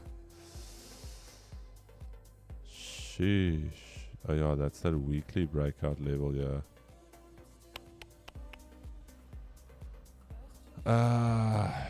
Yo, Chad. This is valid though. Here's the thing. We closed below. There we closed below. We had a bullish candle closing below. If this closes like this, yeah, I don't know. This week has been already. PMIs coming out relatively mixed. France, Italy doing quite well. Spain's data has been good. German manufacturing PMI also coming out a little bit better than expected. Chad, EJ, what time do we have the rate decision today for the pound? That's at 2 o'clock. Yeah, Chad. GJ. Only thing is we've got so much to correct here, and I don't really like. This was my ideal setup to get short from here, and now we're sitting at literally at the weekly low. It is below a key level. If you want to take it, Chad, this is what I'll do.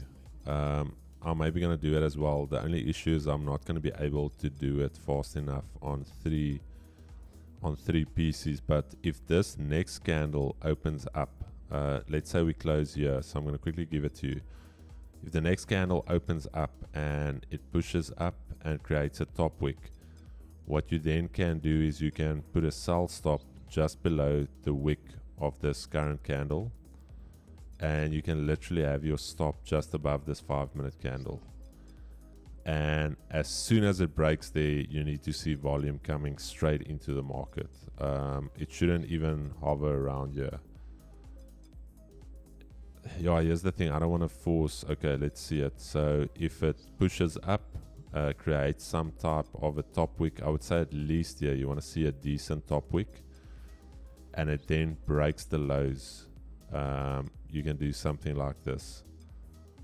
And then even what you can do, as this 5-minute candle breaks that low and it closes bearish, let's say like this, you can even just move your stop loss into that just behind that 5-minute, or wherever this top wick is going to be. The only thing is I'm not going to be able to quickly set those sell stops fast enough on 3 accounts. But that is something you can do. If you've got some bullets left for the week, you had a good week, that is something you can do. GU, here's that key level, that 50 as well, starting to break below. I'm going to monitor this level. I'll rather short this because we've got the backing of the Fed than the yen. Alright, so let's see. There you've got that retest. So what you can do is actually taking out those highs. Yeah. Okay, you can chalk that idea of the low being broken.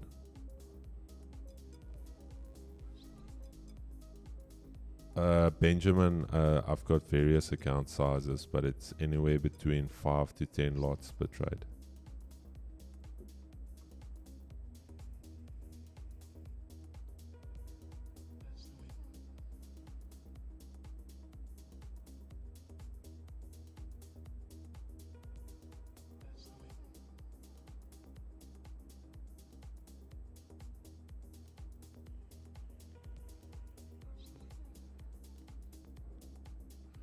I did economics in my national diploma and also at BCom. Still reading through my book up until today, but trust me, it all makes practically sense when we're on platforms like these. Yeah, look, I also never knew how the economy functioned.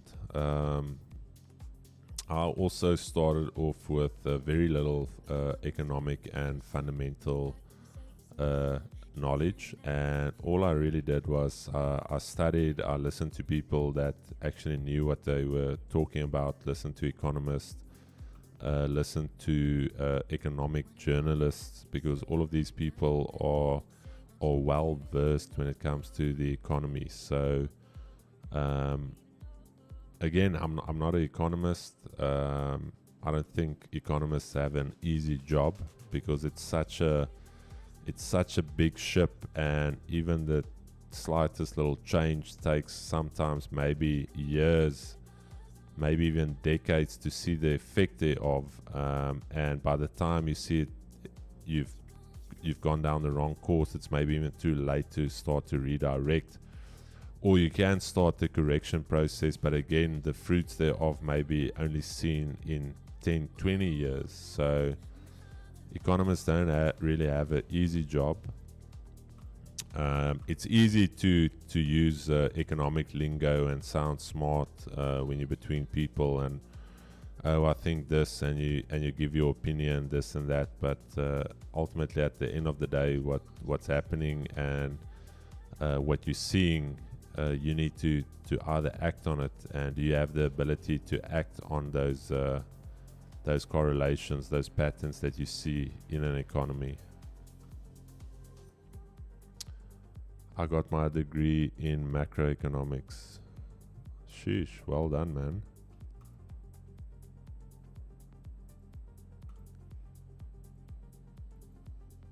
What did you study, King Shaq?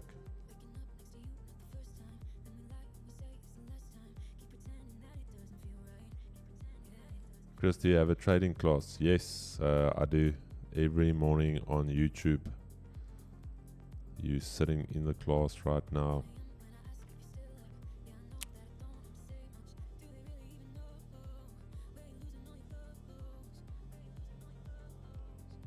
Don't force the divorce. Jeez. I still remember Vet Koek Palace, Worsie and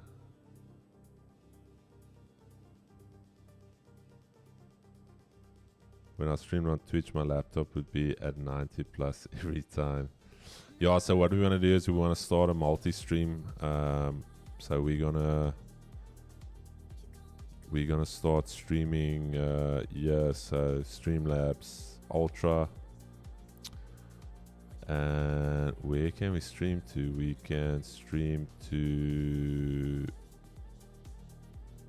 I must actually check, but I think we're gonna stream to Twitch. I think we're gonna stream to Kick as well, Facebook, IG. We're gonna stream to all platforms.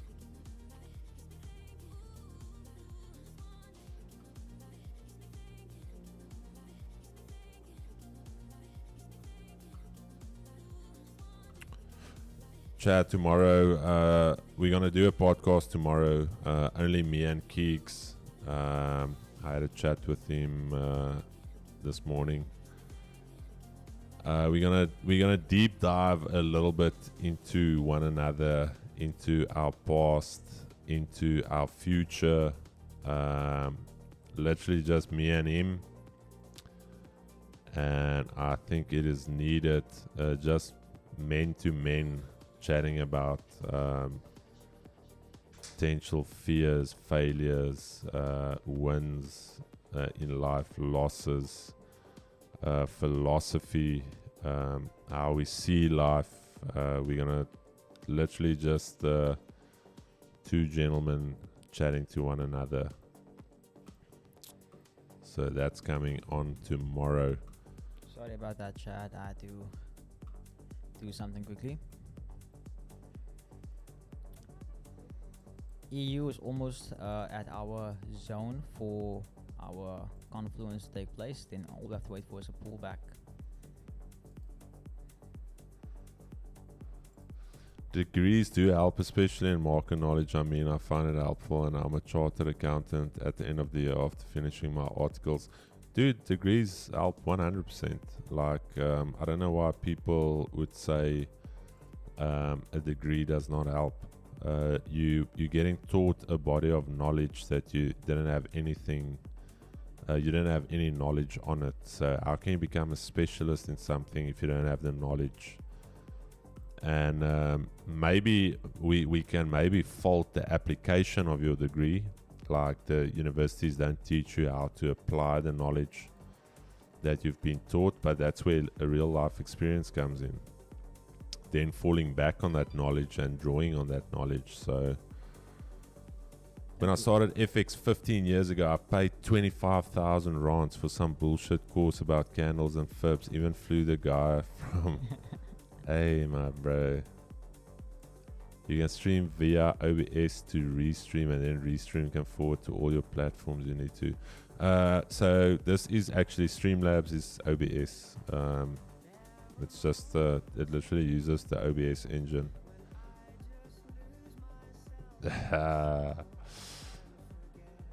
Sy sê julle moet nie die wors force voor NFP maar nie. Hey brother. Lawrence, it's bad. I paid 5k there off that to link a 10k account, but we'll leave it there for now. The Oaks backed up and left town due to rent too much. Yo. Jev, I'm gonna throw over to Jev. I think this man, Jev. Yes. The boys want a recovery signal. Okay, so EU just confirmed that change of character. So over here, Ultra's low was formed, but the only thing I want to wait for, basically, like I said, this supply zone over here, and it's so perfect how this lined up, because this was the 10 o'clock candle, so that's the fractal high, and this is the fractal low of that 1 hour candle. So break above, you can now expect price to basically retrace into this demand zone over here. Then you can look to go long, and you can also see over here with our fib on there. So optimal trade entry would be over here, slight at 1.074. 840 more or less, but I would want to see them tap this demand and go long to increase that risk to reward. So instead of entering over here, low 4.4. What is this, EU, eh? EU, yes. Do you just place your buy limits, or do you wait for like a little reaction there? So in this case, I really kind of see some liquidity, but I'll wait and see kind of if we can have something like this happen. Let's say on this wick, if we can have something like this happen, where price can tap it, move up, and kind of form like a double bottom here. That will mean some people would buy early. The scalpers would have stopped down here, and then once they get stopped out, then we enter. So have you placed your limits? Oh, not yet. I first want to see whether it's coming directly down there. If it comes directly down there, I'll enter manually. But if I have that liquidity there and it gets swept, then I'll use a pending. My degree really helps me trade, especially with fundy analysis.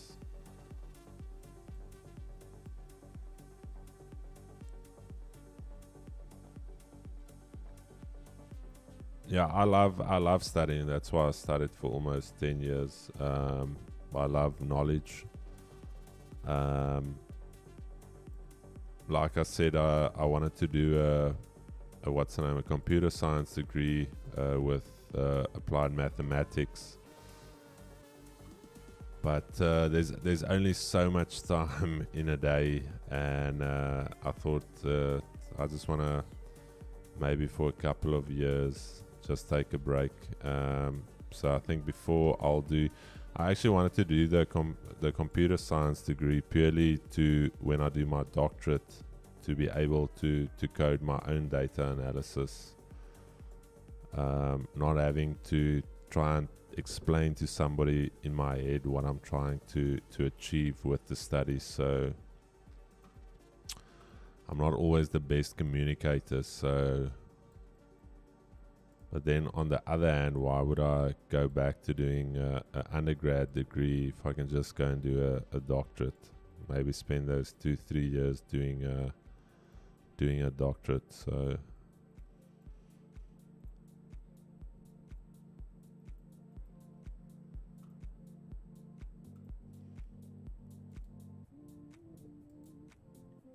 Seems like G is also coming for those lows. ja, Chris het Vonkel verhale se droom gehoor. Nee, waar? Wie's Vonkel? Ek weet Vonkel verhale was hulle op.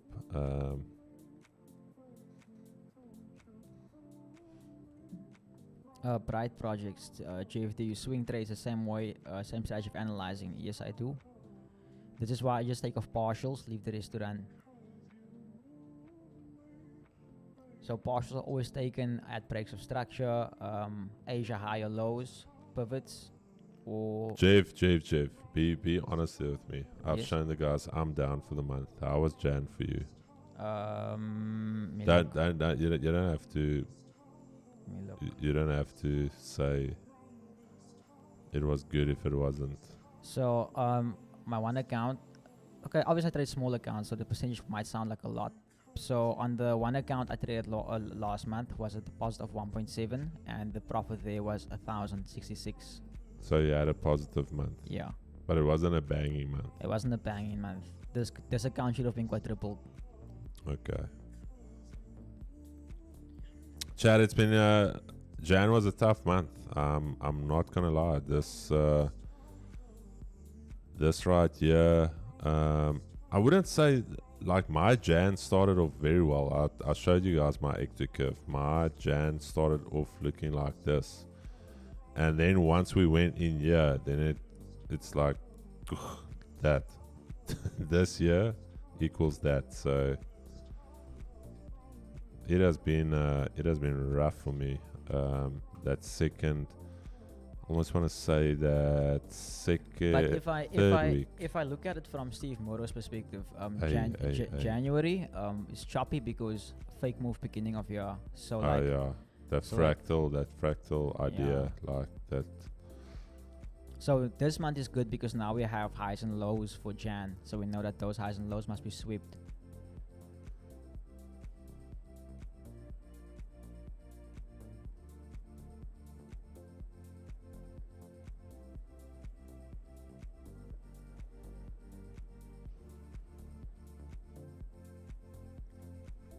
No, the influences would be like, Jan killed, murdered, deep blues. Deep. How deep was your blues, Jev? And I'm like, the only blues I've got is the range bound blues sitting inside of a range. Ethan, regarding that book, I've actually thought about. I think last week I thought about it. If I do write this book, I want to write. It's not gonna be now.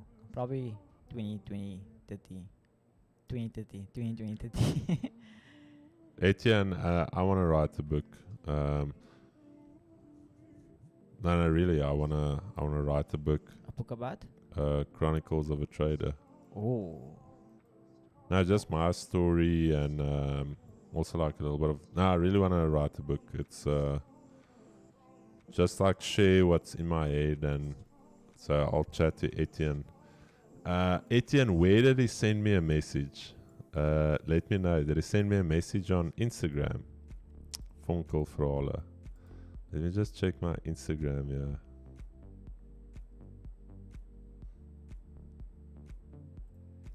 Oh, Etienne. Okay. Your friend's a publisher. Definitely gonna talk.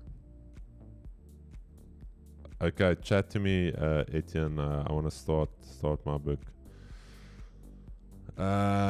Ante the Soul changed my mindset. Chris Dix, thanks to you, Bulladonia. Yeah, it's a awesome book. I'm glad you enjoyed it. Down 125 for the whole Jan on my 2K account. Yeah, it's not bad. Where did he send Axel DM, Chris? Okay, thanks. Etienne, but where did Fonkel Verhalen? You said something about a dream on the chat. Just copy and repaste it for me, please, if you would. If you would be so kind, my brother. Just copy and repaste it for me.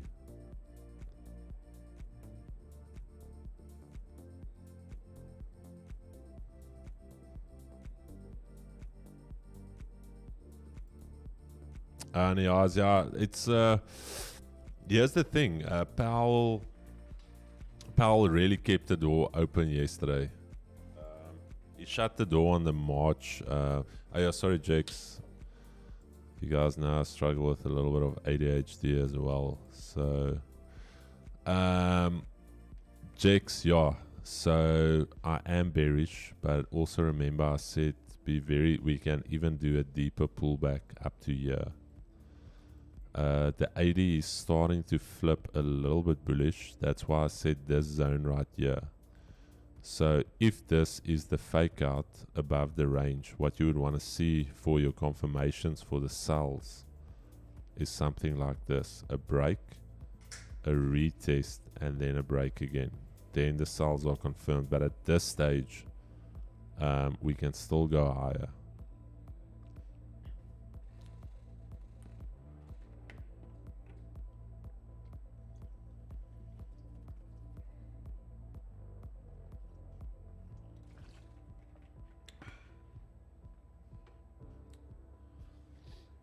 Ante that's all brilliant book. It gets a little bit repetitive, but Chris, did you trade last night? No, Connor didn't get a trade. Also, it was like 40 minutes to the close. Monthly candles closing. I still told the guys in the Discord it's not worth it. Like, just wait for the daily to close. Yeah, GU, the thing with GU is they've already driven price one way. And if you look at it, they're expecting the interest rate decision. They're not expecting any cuts, but obviously the monetary policy statement, that's going to be the big one. So technically we can just leave the pound pairs to let it do its thing. You don't want to get in front of that economic event. Alright, Euro JPY coming into zone now. Markets making us wait for these pullbacks.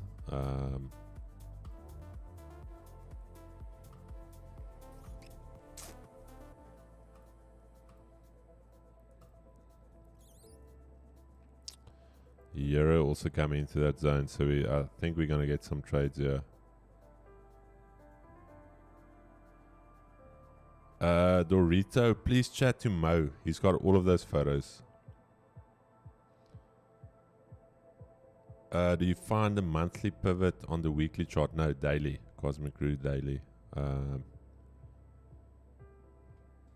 Etienne, where's that message in the chat? Is Etienne still going back on the chat?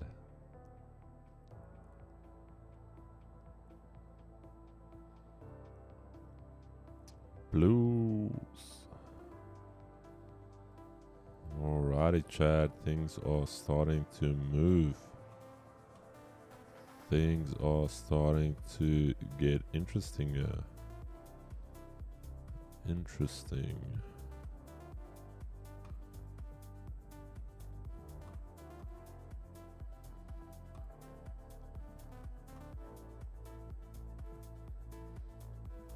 Jakes, I hope you didn't sell yet. There was no confirmation. The 15-minute shuffle was still en route. So I just hope you didn't sell. Chris, your education yesterday on FOMC minutes really helped, as I could connect and move in the charts while he was answering the Q&As. Beautiful, Sam. That just comes from sitting through many FOMC minutes. FOMC meetings. And I think in project management, they call it causal analysis. So it's like what could cause something to happen. So then you just basically start doing some scenario analysis. If Powell says this, what could the effect be? If Powell says that, what could the effect be?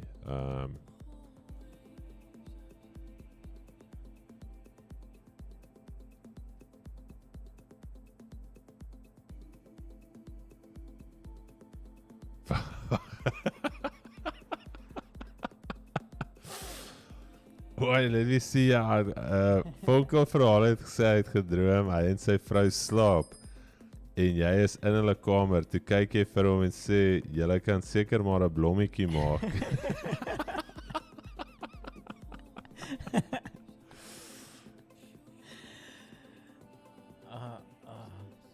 Julle kan mos 'n mooi blommetjie maak. Ag, nee, wat beteken dit? Soos 'n kind maak of wat? Wat? Jeff, help my uit hier so.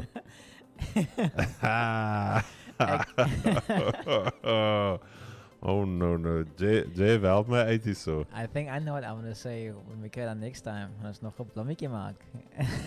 That's gonna be a new Wat word. is dit? Is dit as jy wil bietjie stout wees?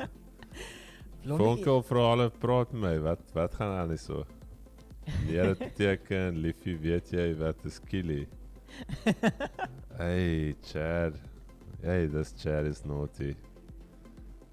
Yeah, Mark, oh, like this Chad is naughty, my dude.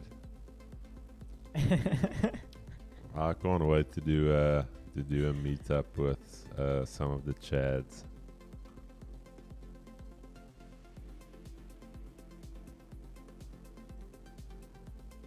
Hey, this Chad is naughty.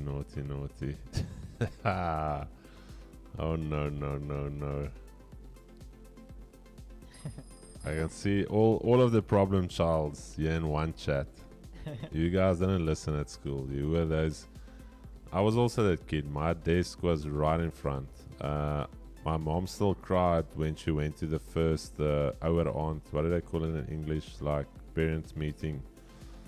And she walks into the class and she sees all the desks, and there's one desk literally like I'm not even in front, like next to here's the teacher's desk, and it's like I'm sitting like on her almost.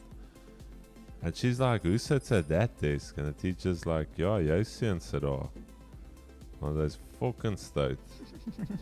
Ja, my ma het gehuil. Sy sê, ja, hierdie seun van my. No, literally, I was. I don't think my mom and them realized. Like, I think I had ADHD from a young, so I would snap things very quickly, and the other children would still do their stuff. And then I would quickly do my stuff, and then immediately start looking around, and you lose interest very quickly. I wasn't stupid or anything. I always did very well at school, all the way from primary school into high school, like top 5, top 10. But I don't think I ever realized that I had that issue, not sitting there like just yo.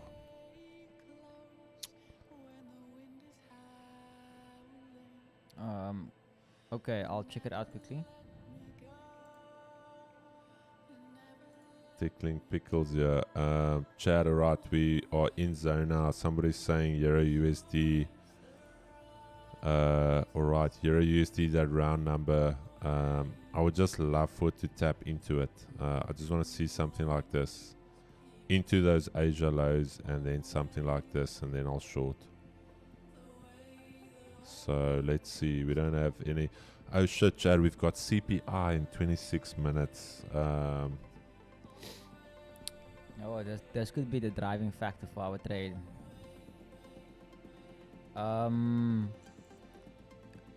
The guy, what's his name? Pride Projects. I see the analysis you sent on EU. Now, also, it goes back to why I said I want to see a certain pattern play out on EU, because looking at that trend line action, so you have 1, 2, the third bounce. The price didn't touch that yet, but my thing is, if everyone trades the third bounce and most people lose money trading trend lines, yeah, this is why, like, I would say, like, if you buy exactly from that bounce on your chart, it's gonna be below my low, so then my criteria won't be met. So as long as price doesn't take out the current daily low, we should be good for that buy. But yeah, I agree with that. It's just, yeah, I don't use trend lines, or at least in that sense.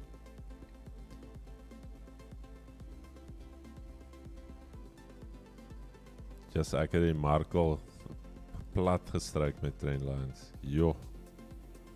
Jy nog nooit trendlines getrade, Jeff? Only when I traded beat the market maker only in level 2. So this characteristics for level 1, short consolidation, stop hunt higher low to the neckline of the MOW, level 2. Wait. Say again?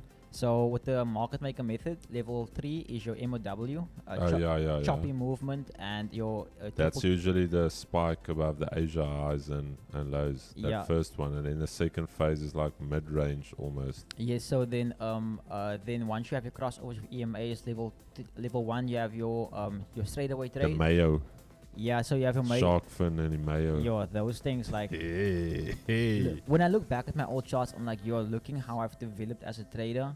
It's like, I used to make it so difficult for myself. Het jy al daai Steve Mara indicators gehad? Yeah, I have the entire software as well, where you go to your Whoa. templates and you have Whoa. like 100 templates. Chad, let me. We're waiting for price here. Don't stress, Chad. We're gonna get something here very shortly. It's a put out of a picture to show you. Wait. I'm gonna. I don't think the boys are ready for. Jeff, if you want to end somebody, I've got all 5 boot camps. I'll send it to you. You don't have to pay $5,000. That was the first time in my trading career where my brain literally it hurt. I was like, I don't understand anything about trading after watching all of that boot camp.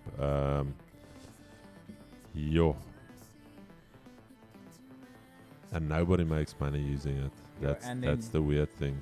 So you have a lot of same thing also, guys. Where I talk about terminologies. A lot of people would start terminologies. Sounds cool, you know. So this is the thing that brought me into BDMM. I was like, what is a stop hunt? You know, that sounds cool. HOD, LOD, your high of the day, low of the day, your pivot points. Wait. Yes, I've got an image for them. Okay. I don't even think this is not even everything, because on the day they've got like those.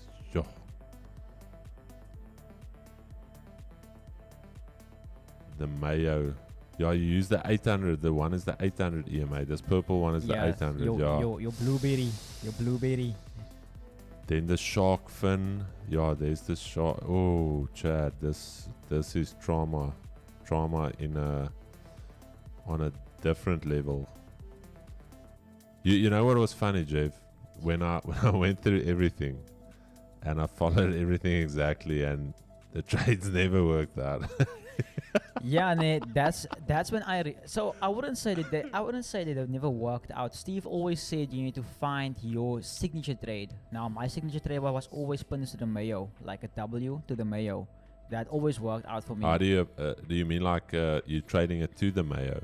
So you would have like let's not say you're going to level 2, we're bullish. Wait, draw it for me. I wanna go through this trauma once more, so Okay, I can just. let me quickly throw on a blank chart. Okay, Chad. We're just waiting here. Before we go to Jev, DXY at that 200 key level to hold here. UJ making its way back. Remember I said there's that odd outside chance of a bullish move. We'll see once we get at 147. GJ all the way back, bouncing off this key level. I'm still monitoring these Asia lows, 186 for potential shorts. And then the same with EJ, either Asia lows, because it's also the 50 or year, that key level right there. That's going to be the key for me. And then EU right here. I would just love for it to go into that zone. I don't like because this could. I'm not a liquidity guy. Like there's liquidity there above, but I just love for price to test into a level, because this price could come down a little bit and pop back into that zone again. So we're just gonna wait here. But Jev, quickly show me that signature that you were talking about. Okay, so in this case, my chart is white, my background. So my 200 EMA, my Mayo is black. It's the black EMA. But it needs to be on the 15. Okay, on the 15. Yeah, on the 15 okay, chart. So initially, okay, this isn't the perfect example now, but initially, let's not say price crosses over. So now we can see that we're bearish. So you wanna see pins like this to the Mayo basically. So this is what time was this? This is the morning London session. So the high was set. That is the first leg, and then so you use your line chart as well to confirm that. So when price breaks below, you'll see that over here. Then this becomes your information over here. But what was your entry criteria? Did you execute on the bearish candle close, or so usually I would wait for a double top? I would wait for this. So then in this case, for instance, that 15-minute candle, I would wait for a 5-minute close.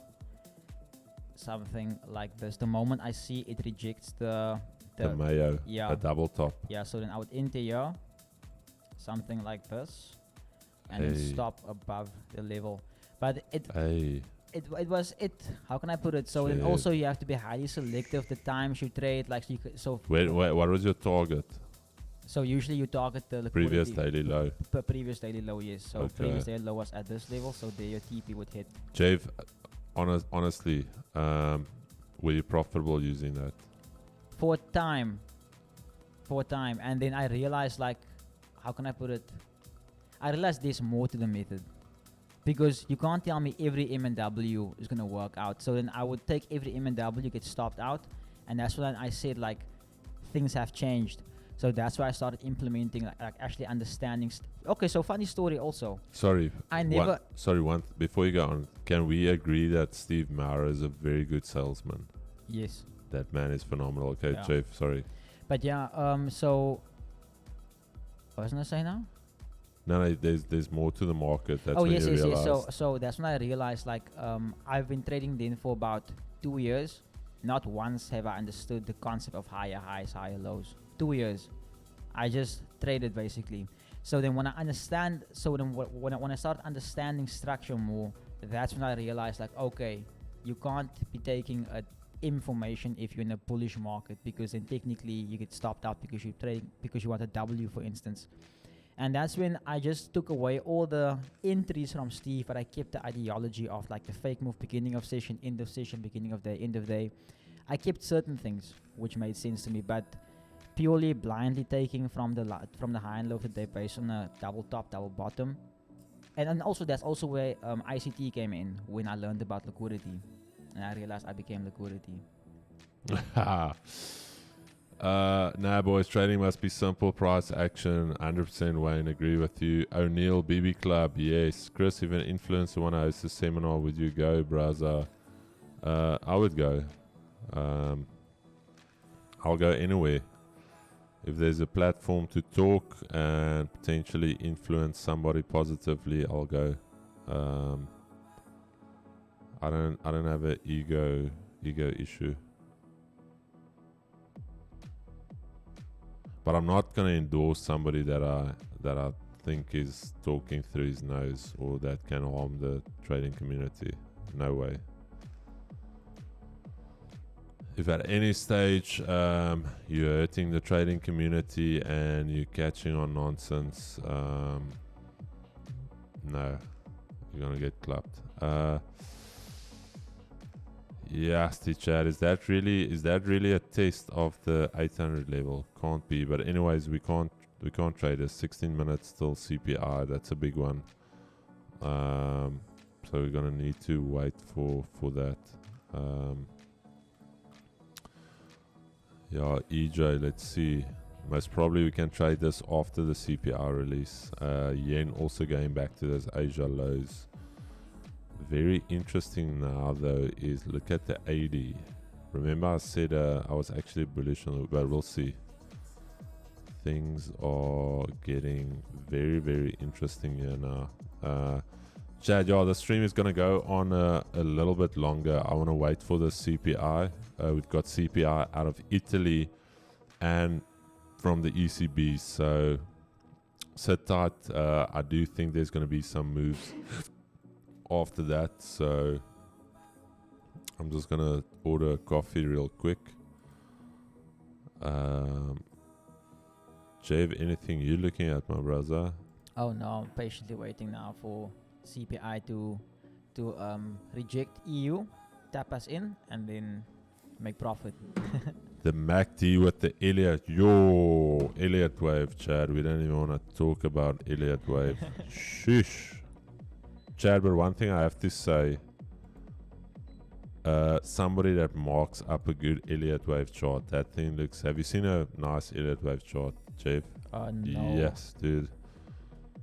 I'm not going to lie. The chart hygiene on somebody that's a good CMT market technician, those charts look really good. I'm not gonna lie. Let me quickly see.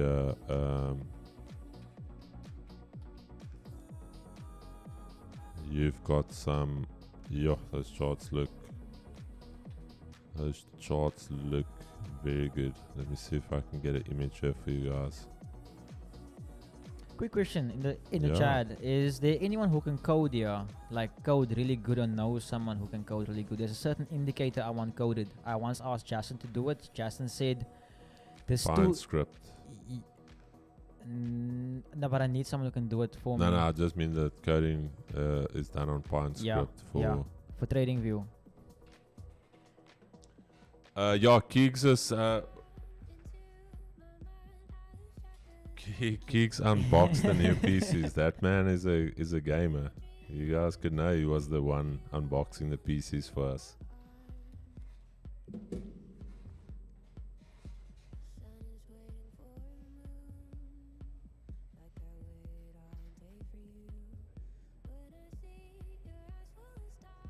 Okay, Lucas, I think you're referring to the coding thing. Can I ask you a favor, please?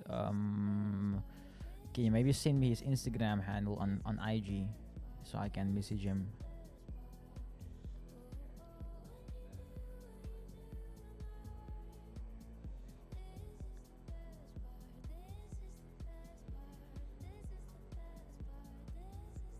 Or if anyone knows someone who can code in Pine script, I would obviously you'll get paid, because the thing I want to code, I've tested it before. It's very potent, but then I have to edit the image on my analysis. So then if I want to have the after image, I must edit the picture back and find the exact point. It's very difficult to edit something like that, because obviously if you zoom in and out on your chart, as time goes on, that zoom won't exactly be the same. Danny discovers. Okay, awesome. Thank you. Let me give him a follow. Ed, my plan on GU. Quick question. Is it on my... It's on Chris's screen. But yeah, so Ed, I still want to see GU sweep the daily low, close back above, change of character displacement, the fair value gap. I still want to see that happen. EU has done it perfectly. But yeah, this goes back to that thing of now selecting the perfect one.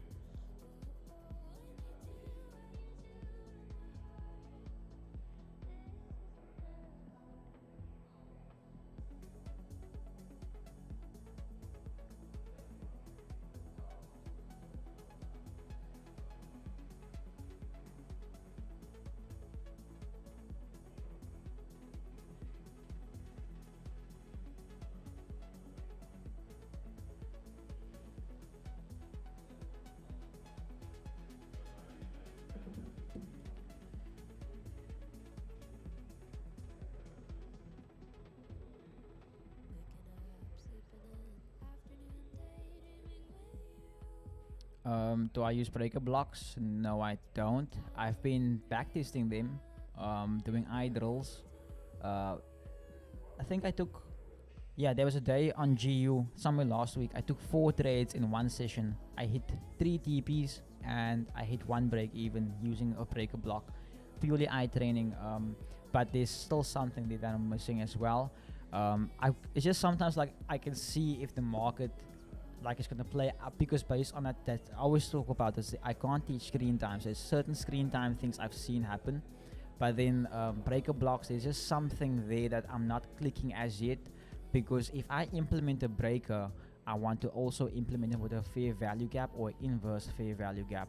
So that is something I've been looking into, and I've seen the ones that we have a breaker block that lines up perfectly with a fair value gap, or if you have an inverse fair value gap lining up with the supply demand zone, game over. Just check it out, backtest it, don't take my word for it, practice on your own.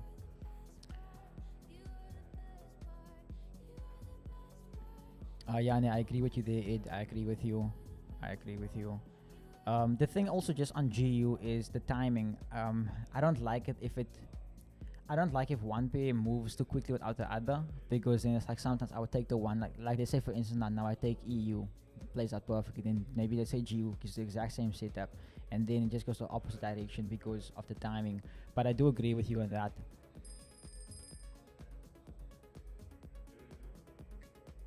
King Shaq, yes, actually, sorry man, I did see your comment earlier where you said, okay, do I take and make gang money on USDT? I do trade USDT Nasdaq now and then. I actually traded USDT like 2 weeks ago. I took 1 trade on it. Yeah, I held it for like 2 days and I closed it. If Chris can put it on my screen, the focus trader, I can show you an example of a breaker block.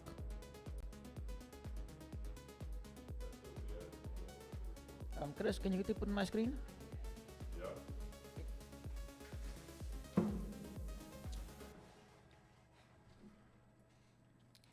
Chad, I'm gonna go live on Instagram. They did me dirty with the PCs. What? What happened? Didn't you see how it's technically the internals are the same, but the one I got for it's on your screen, Jeff. Okay. So what's his name? Asked me, the focus trader asked No man, me. what are you? Okay, there. Sorry. The focus trader asked me if Yeah. I can draw an example of a breaker block. So this is how I see it. So you obviously have your structure. Let's look at structure over here. So we can see, okay, let's have overall structure. So hard to just say like that. So okay, so price change of character, break of structure. Okay, so yeah, when price change character basically and break of structure, now technically we're supposed to be bearish, right? Now here's your supply zone. So notice here how price broke through that level, but this also goes back to that this is the concept behind it. Price will break through it. This move down was supposed to take price up, but this is why I don't use breaker blocks yet, because that's supposed to happen. But then from my backtesting, this is what usually happens. You get stopped out. This is why I say this must line up with something on this side as well. So it's very, very hard to actually say. I mean, you can. It's easy to cherry pick certain things, but I'm not gonna cherry pick. No man, is a guys. breaker block not a supply demand flip? No. Wait. Let me wait. I think Chris can explain that. Look, I'm not a specialist, but a breaker block example for me would be this. So this, the SMC guys can clearly see that from here there was a shift lower.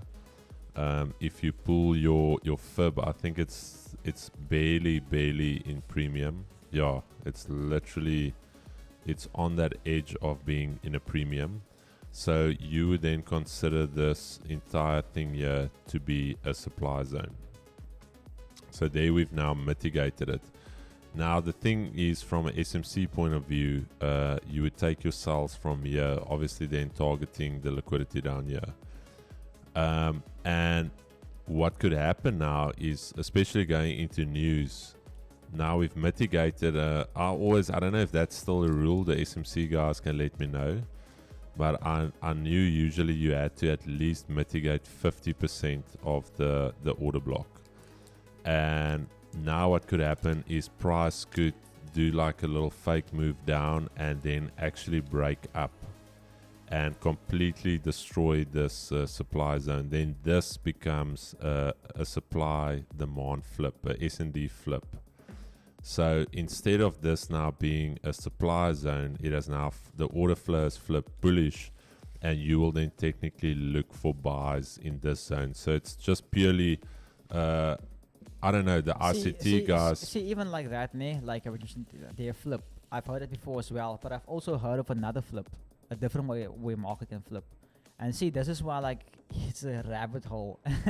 So this is what when I still traded it, this is what I call the S&D flip, where a supply failed and you got a strong impulse through it, and now it went from a supply to a demand, and now you'll trade long from here into, say, a higher supply, maybe up here, this one that was caused by the FOMC last night. So then all of a sudden then you will start looking for your higher time frame supply zones. So the ICT boys or the SMC guys, dude, like I said, I still have to deal with a lot of trauma from ICT and SMC.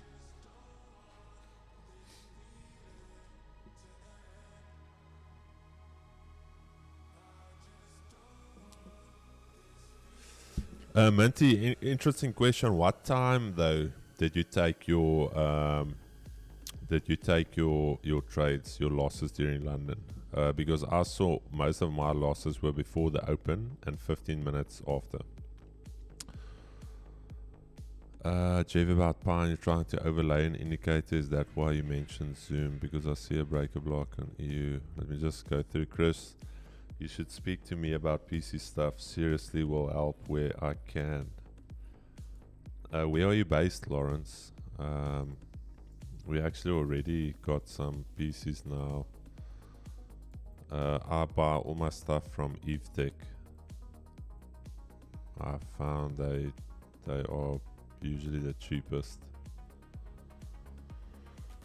Everything in this office was bought from EveTech. My PC at home, laptops. Alright, Chad, we've got 3 minutes. Get ready. CPI, Italy, I don't know. They're doing my Italian boys wrong here. I think they forgot that the Italians ran Brooklyn and New York. But anyways, mid-tier, giving them a mid-tier status on that data. And then ECB, so big one. Get ready for the chop. Please don't trade into this event. If you are trading into it, may the volume be with you. May you succeed.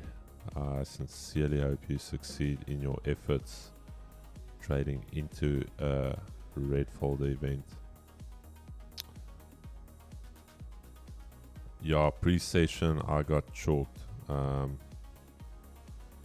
So Minty, if I can give you one tip, I had exactly the same problem. Wait for the open and wait for the first 15 minutes. And after that, I promise you most of my losses came before the open.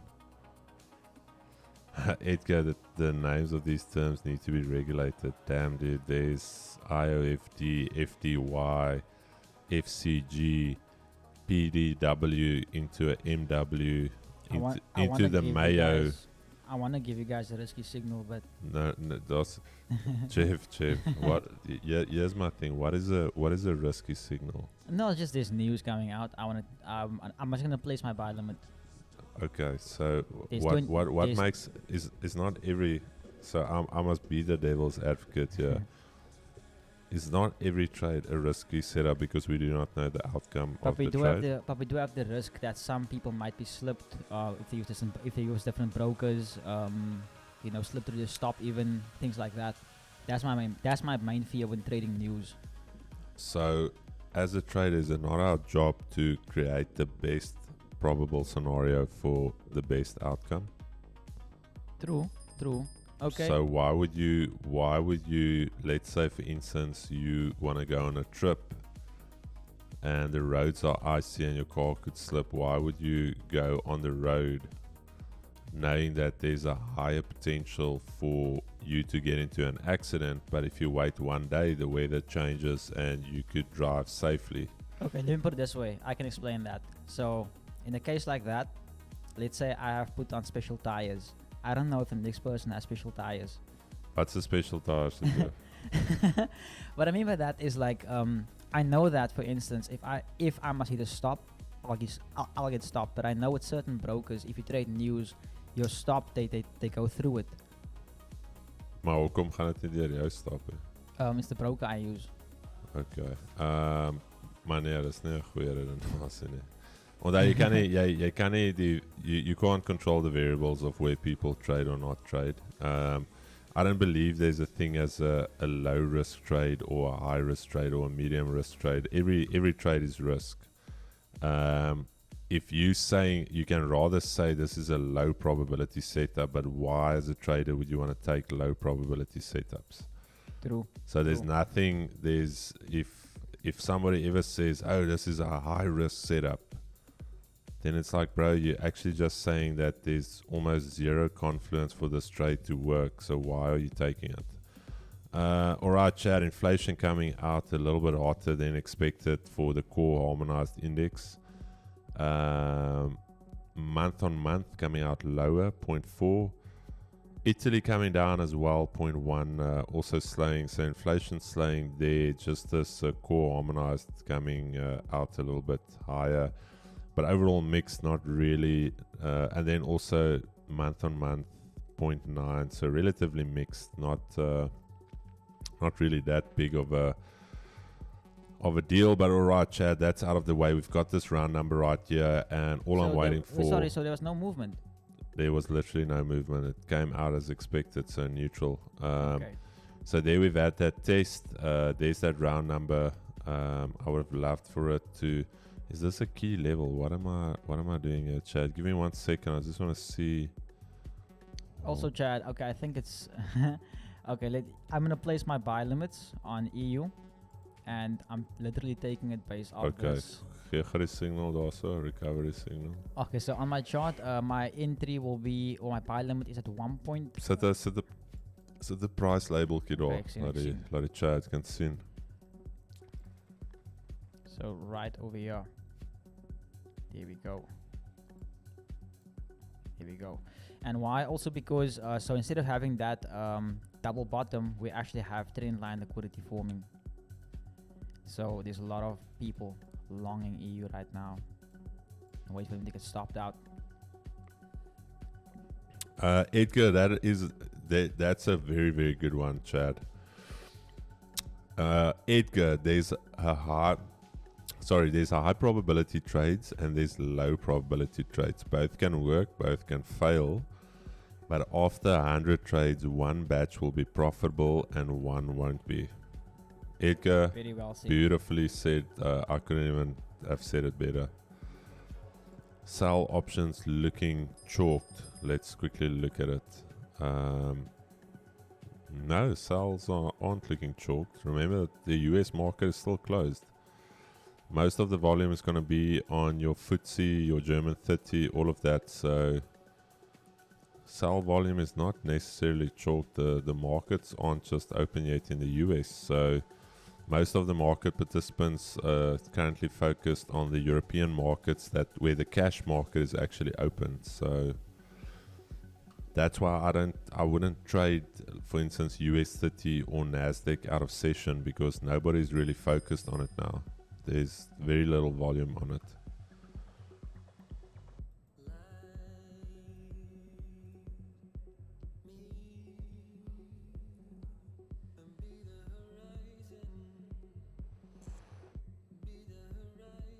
I am 5 pips on G already. Stop loss at break even. What did you do, Lawrence?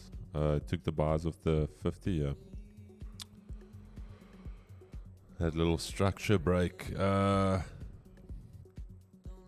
Look, it's holding the S1. It's holding the Ardis. Sorry, you said. Sorry, I just want to check. Ardis mentioned EU on the S1 on the 4 hour. Let's quickly look at it. All right, I see that. I see. We've got this 4 hour wick fill potentially. Let me just see this is the 8 o'clock. Yeah, I just want to see Thursday 8 o'clock. What did we do? Yeah, we followed that one. Tuesday also. Yeah, check your chat. So just want to check Monday quickly. Monday 8 o'clock. Yeah. Okay, so this entire week, the 8 o'clock 4 hour candle that closed, price followed the direction of that. So that's why I like the short idea. It's now just literally waiting for a break of structure, either here or we can create something a little bit deeper, which I would like, something like this perhaps. And then I'm going to execute. So that is what I'm looking for. We do not yet set stop loss right. Oh, sorry, it's chat. Sorry, it's still on Jeff's screen. Sorry, Jeff, I met my laat weet as jy. Sorry, no, I thought you flipped it. Sorry, EU. So all I'm waiting for is either a break of structure down here, or I'm waiting for something here, like a little intermediate structure. And then we're going to short. What I was saying, chat, sorry, man. I don't know, I was still on Jeff's screen, but just looking this entire week, the 8 o'clock 4 hour candle. So yesterday, just want to show it to you. So that was the 4 hour candle that opens at 8 o'clock GMT +2, and then obviously closes at 12. So you'll see the next 4 hour candle followed that direction. Then on Tuesday, just want to show you Tuesday real quick. Tuesday 8 o'clock candle. Next 4 hour candle followed that direction as well.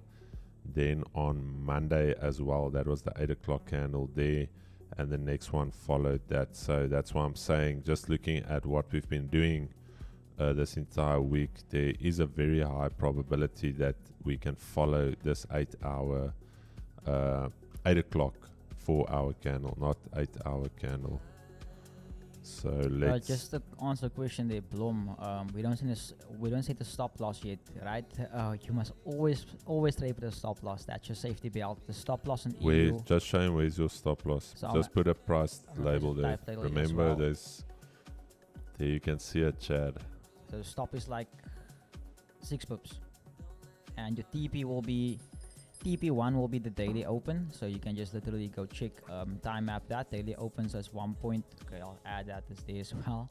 So there's your TP1, and your TP2 will be at your weekly open, and in your third TP you can place all the way up here to pivot. So that's your partials levels, basically your daily and weekly open. Minty, I am bearish, sure. Jave obviously trades internal structure, but I am bearish. I am very bearish. Was 200 profit on gold, sold, took me out break even, now dropping again. Gonna find an entry. 1 minute chart gives me heart pain. Shish, dude. How big is your, okay, we talked about that. What platform do you use to check Fundy's calendar? I just use FX Street. I'll drop it in the chat for you. Forex Factory is also good. I just don't like the it's got like almost the MS-DOS feel to it. Some people like it. I don't know, it's like visually it's just not appealing to me. Forex Factory. also a good one to use. I'll drop that in the link for you as well.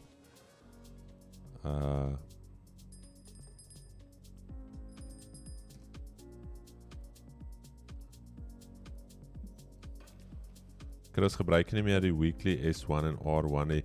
Ruben, ek het dit so rukkie terug begin afval, want ek het begin sien dat dit begin met my kop speel. Dat ek sal byvoorbeeld dan begin, ek sal sê maar byvoorbeeld bearish wees, en nou net die feit omdat dit by die weekly S1 is, dan begin ek nou dink, ek wil dalk moontlik reverse, of dit begin psychologically met my, ek wil nie sê begin met my mind speel nie, maar nou is dit 'n geval van, ons is nou by die weekly S1, ek moet nou begin kyk dalk vir reversals, en ja, ek kan eintlik sê dat dit mes met my psychology, dat ek dan begin voel, okay, prys moet nou begin reverse, en baie keer gaan prys nie reverse van die S1 af nie. In 'n trainingmark kan hy net verder afgaan, so dis hoekom ek fokus nou meer op die weekly pivot, want ek wil graag wegtrade van die weekly pivot af. Gold on the hourly, I've never seen such a clean. Alright, Chad. There's your rejections off the daily pivot. There's your break of Asia lows. Hourly.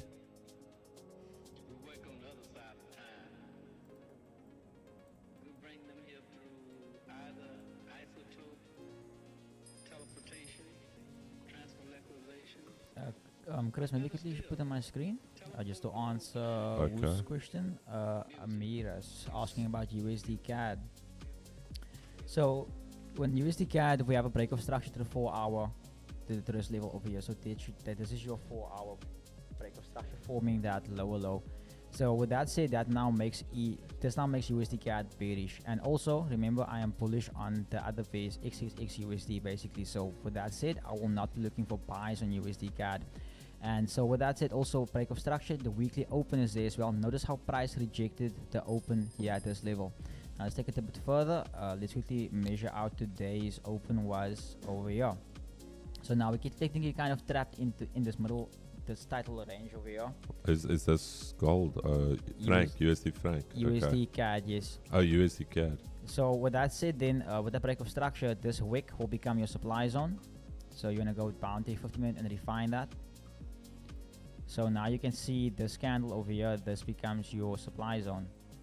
We have rejected the pivot, which is good. So there we have to tap in, and I flip to my 3-minute. Once my 3-minute has been tapped in, now I can see price has tapped it, swept that high. Now it's time for inducement. So here is 1, 2, and third, there's that wick.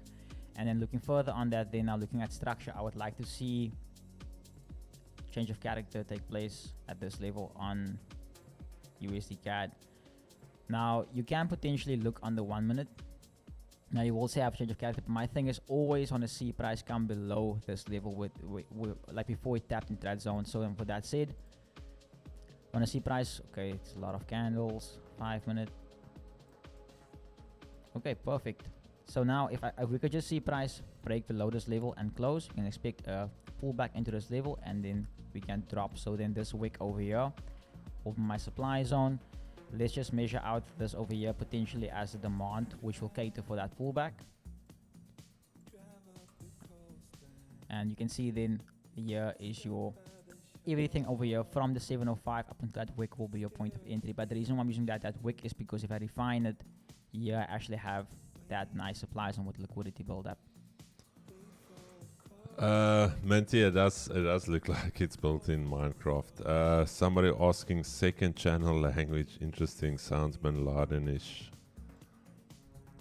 Jay, ek dink ons moet begin 'n Afrikaans stream hier gooi. That's actually something I want to ask you. With my guests, so they're Afrikaans rappers. They actually hit 1 million views on one of their videos now this week. Nee, ons praat nou net Afrikaans vir 'n ruk. Ja, Ons so, wil die Bin Laden chat hoor. So is it cool that podcast in Nee, Afrikaans? Afrikaans. Jy moet nou Okay. Afrikaans praat. Okay, Ek is wil jou hoor in Afrikaans. Dis reg so. So ek gaan nou wag vir die keerstokkie om op te Nee, kom. maar kom ons chat gou oor so jou guests, so jy gaan dit als in Afrikaans doen. Ja, van hulle is Afrikaans. Okay, nee, is fine. Kan hulle glad nie Engels praat nie? Hulle kan, but they colored. So it's gonna. I wouldn't say it's gonna be. Nee, broke. jy moet Afrikaans Okay, praat. ek wil nie sê dat dit sal like gebreekte Engels wees nie, maar ek voel dat dit sal meer like ons kan meer connect in daai sins. Ja, daai Afrikaanse, daai colored slang amper. Exactly. Maar hoor hierso, kan jy onthou op daai podcast ek vir vra as jy Afrikaans of Engels te sê vir jy is Engels. Ja. Want ek wou eintlik die podcast gedoen het in Afrikaans, te sê vir my, nee, I'm English. Ek sê, yo dude, maar daar's min colors wat Engels is. Now, funny thing also. So Nee, Afrikaans. Oh ja, sorry. Ja. So groot word in allemaal Noord, praat al my lewe Afrikaans en so jy het dit nou daar so obviously jou Engelse mense. Ek dink ek kan Engels praat, né? Ek kom PE toe. Kom ek agter, shit, ek kan nie Engels praat nie. Ek moet nou leer reg Engels praat nou. Toe gaan ek terug Alleval toe. Nou dis is so ge-ingrained in my en ek praat nou in Engels en mense sê, "Oh, kyk, jy nou om sturvy. Hy praat kan maar nou Engels nou." Maar it's like, hey. Worry man. Jay. No, Chad, we'll I never thought Afrikaans sounds Bin Ladenish. Actually comes from it's actually from the Netherlands and the Germans. It's like it's a mix. Like some of the German language. Yeah, I don't know. It's a messed up language. To answer a few questions here quickly, John. Hey Jeff, can you tell if a trade won't play out before the retest? Yes, because based on screen time and timing, I've realized that, for instance, like 12:30 EU might only become a setup for New York session now. It wouldn't come back. I can almost guarantee that price wouldn't come to our zone until New York session because it's going to pull liquidity now for New York. It's going to consolidate. What's going to happen? Consolidate, manipulate, then distribute.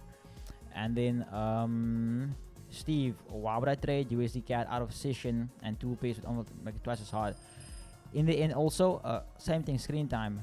In the end also, just because the market is out of session, there will still be movement and price will respect levels. And Jean-Andre, is there a way you can look into my strategy more? The only way you can look into my strategy is under my mentorship program.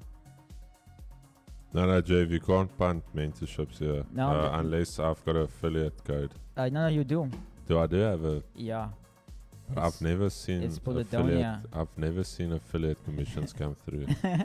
What did you tell me last time? And I gave you some good clients. Even that other, sure. No, chat. I owe Chris a lot of money. Jave ons moet chat na die tyd. Yeah, Ek definitely. belie. No, but at least Jave bought me pizza before. He hasn't bought me coffee yet. Did you drink your bottle yet? Huh? Did you drink your bottle yet? What bottle? The bottle I bought you December. Oh no! It's actually in my. Still sealed. Didn't you see when we were there at my house? It's still in that in my wine cabinet. I'll be honest, I was more Die fascinated. ram. Ek dink nee, Ja. ek lieg. Ek dink ek het Desember die een aand. Ek dink ek het hom oopgemaak.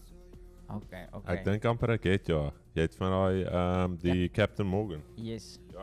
Ja. No, I didn't see it because I'll be honest, when we went to your house, I was more mesmerized by, like what we're capable of. I was more motivated than anything else. What about that? Like for instance, your sink. Oh, my kitchen sink. What about this? What happened to the sink? Guys, look here. Yo. If Chris wanted to be a scammer and play the game, he would put guys out of business. Like, honestly, like, Chris has made it in life. I'm so motivated. Like I went to his house now, and I went to put a glass in the sink, but I've never seen a sink like this in my life. Yo, it was like I was scared to put the cup in there. No man, Jeff. No man, Jeff.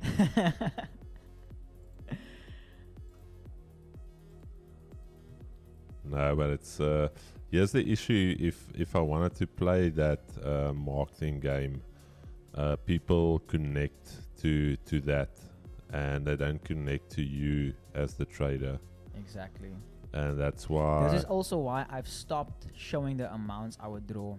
And this is, for instance, sometimes like people don't understand it. Sometimes like I would see my mom money. I'll not talk about that now. But then it's like, okay, I need money quickly. We need electricity. Then I would withdraw 200 rand. But if I post that, for instance, yes, it's a withdrawal I've made from my profits. But if people see I've withdrawn 200 rand, like, why should I trade for only 200?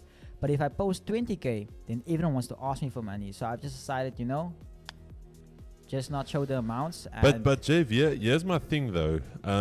You also still very young, and for me, it's not about money. For me, it's about the percentages. It's about the skill. And I think I've said it on the one podcast, for instance. So Jeff maybe hasn't made R1 million trading, but I respect Jeff in his trading ability. So with the funds he's got and what he's doing very well. And for instance, if I had to put 500k to copy that, I'll maybe make 2.5 million rand from that. So again, the information is what's valuable. Don't get stuck on, let's say Jevan makes 1,000 rand on the trade. That information for Jevan is maybe worth 1,000 rand. Now you've got the next guy that's maybe more affluent than Jeff, and he trades what Jeff trades, but it's now on a 100x scale. And that exact same information that Jeff shared becomes, that becomes a 100,000 rand trade. Same information, same chart.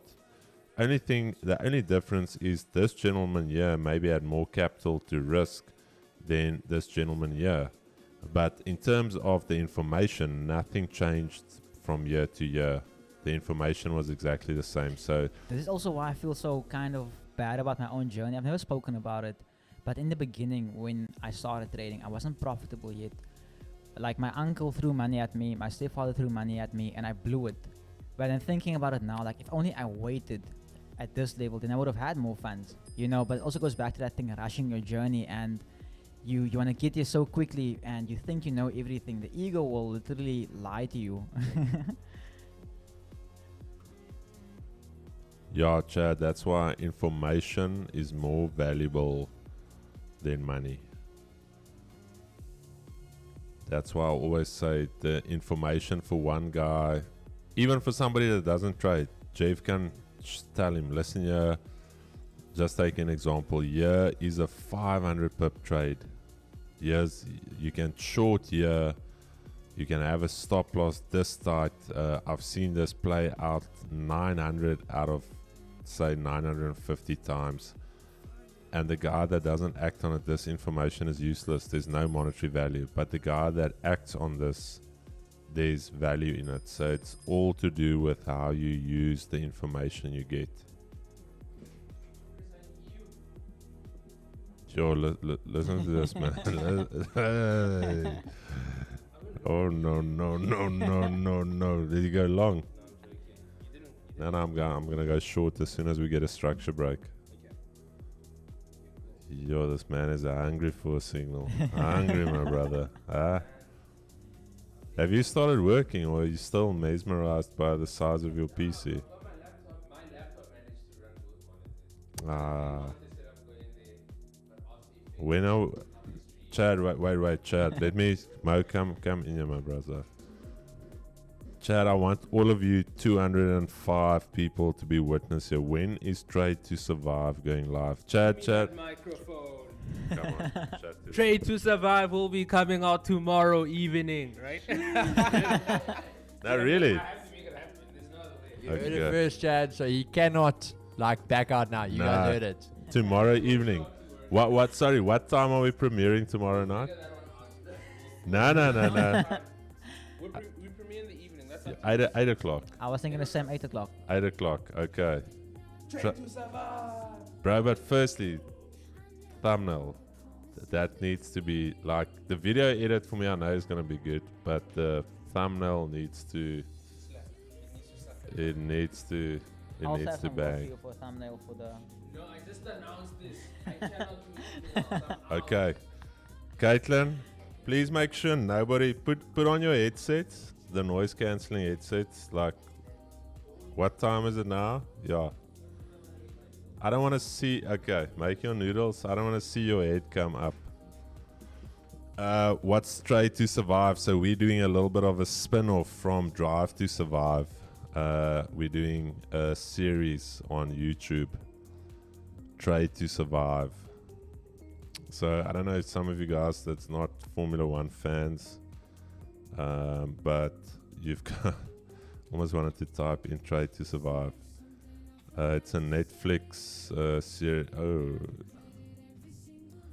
so there's a Drive to Survive, and we were sitting in the office, and it's basically like a documentary on the entire Formula One season, and we said we're gonna do one for trading. So yeah, it's gonna be dope. We shot 2 episodes already. Next week we're shooting the 3rd. I think it's your one up next, Jeff. What's that? Your documentary section is Oh yes, this week coming. Yeah. Then it's gonna be Mo. Then it's gonna be me, and then for episode 6, we've got something special planned as well. So just a little bit more long form content, just to get the creative juices flowing a bit. Because trading is very one-sided, sitting here waiting for charts. People won't really understand that this is technically part of the job, waiting for your setups to form. Like me waiting here for Euro USD to break structure here. Actually, this becomes the structure now. So waiting for this 5-minute candle to close, for me then to execute.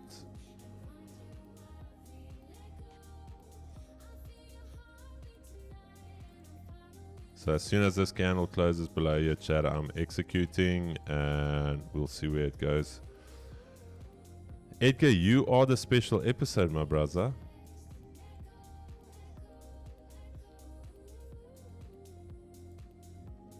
Gabriel Bam, smash the like button. I really appreciate it, Chad. Again, all of this is purely due to you guys supporting the channel, and we don't try and blow our own horn. We purely here for the community. We're here to grow with you. We're gonna make mistakes as well. Not perfect in any sense of the word. But ultimately our heart and our vision and our direction is very clear as to what we want to do, and we literally here for the community. I think if we ever start to diverge from that goal and that vision, then we should rather stop what we're doing. Then we should just call it and say, listen, we are more harmful to the trading community and we cannot provide value, and let's just step away. Of what say, Jeff? No, I agree with that. That is also why there's many brokers that's okay, let me say reliable. That you get your money, but like then I always talk about this. There's a world beyond us, the material world. We can all agree that we live in the physical world. We can taste, touch, see, but there's also an invisible forces at play as well. So like for instance, like that, like your models and so forth, you can't see that. And to me, it's always like, if you don't live a morally good life, you can't expect, let me put it this way, you can't expect good things to happen to you if you're a bad person, and you can't expect bad things to happen to you if you're a good person. Now yes, things happen, but it's all part of the process as well. But this is fine line also between good and bad. But then again, if it was, this is also why doing good is hard, because it's easy to do something that's so wrong. It sometimes feels so wrong to do right, and I feel like that's where a lot of people lose themselves. Tony Robbins, I usually try and listen at least like 20 minutes of a podcast in the mornings, and Tony Robbins said there's 3 things that govern your, I wouldn't say your vision, but more like that governs your, okay, wait, Chad, I'm going to chat about that now. Let's lock it in here, baby. 10 seconds. 10 seconds. 9, 8 needs to close below you. Don't pull back. Don't do this to us. All right, 3, 2, 1. Right, I'm in, Chad. I'm in it to win it. Okay. Chad, shorts executed on the close of that candle. 15 pip stop. Let me just get my stop up here. 15 pip stop. First target's going to be the session lows, this daily level there. Actually, just a 1-to-1. Did I take it? I did take it. So you must get into it if you want. Chad, but that's the trade. And let's see how she goes. Waited almost, what is it, 3 hours for this trade. Let's see if she's going to play ball with us. So you're gonna move price. Look at us being market makers. Chris is gonna move price to my entry. So the moment you guys hit TP, we take the opposite direction. I don't care what you're gonna take. I just want I just want 15 pips and I'm gone. After I've taken my 15 pips, this thing can shoot 500 pips to the opposite direction. 1-to-1 R, that's literally, that's all I'm looking for. I'm not asking for much. Nah, I back it. I want price to come there to your TP. All right, Chad, here's the trade. We spoke about it this morning. Just purely looking at what happened after the FOMC meeting. We're expecting more or less the same order flow to continue. We already had that from Asia. We had this pullback. This is technically the first, I would say this was a little bit of a retest. We had the move down. Key level right here, Asia lows and the round number right here. 80 is still firmly bearish. We rejected Asia lows. We rejected that key level. We failed to hold above 10800. We had a bullish candle closure there, closed below. We had this minor break of structure. So everything lining up. There's nothing that I do not like about this trade. And here's my thing. If there's a setup, you need to take it. If I get stopped out, that is also fine. If I need to manage risk, also, again, purely part of the game. So we have to take our opportunities if they come. And we also need to manage our risk if there is a chance for us to manage our risk. Remember we talked about DXY holding that 200 EMA. We broke back above it, and now we need to see what the dollar is going to do. Is the dollar going to start making its way back above here? Because this 200 EMA level is quite a big level. So let's see. Nothing wrong with this trade. I back it. This is a trade I've taken in the past. It's a trade we've taken multiple times. And the only thing we're looking at right here is we need to stay below, I would say, this weekly S1 level and this 10800. GU making its move below that 126,500. Remember we said we want to short potentially from there, but being so close to the weekly low, I don't like that. And then EU, we've already created a session low, a weekly low, so that's a relatively easy target to the downside. But let's see, this is the trade that we are in. Let's see how she plays. Let's see if we can get paid here today, or if we are going to pay to see price move.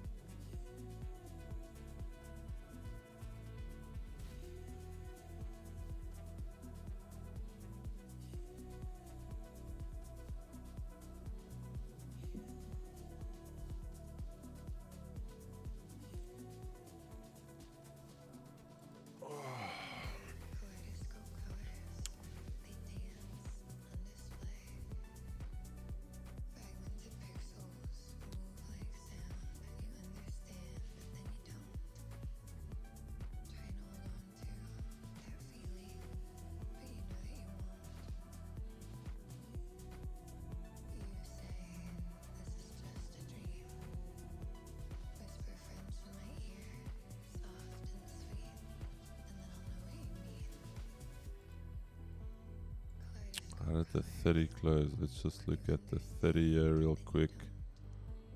Okay, definitely have some rejection here. Okay.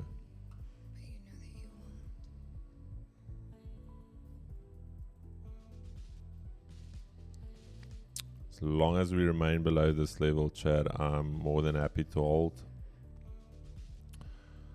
One thing I do not want to see is something like this. Then I'll just chalk the trade.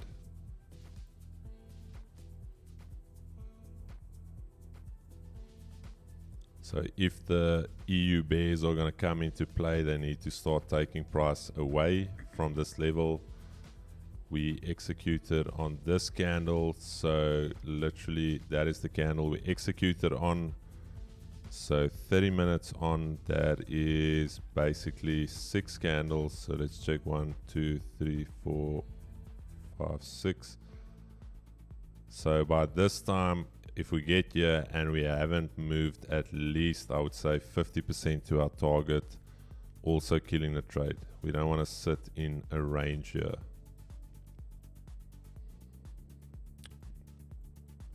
So once we get here, that is our time period where we kill the trade. That's also in the trade plan.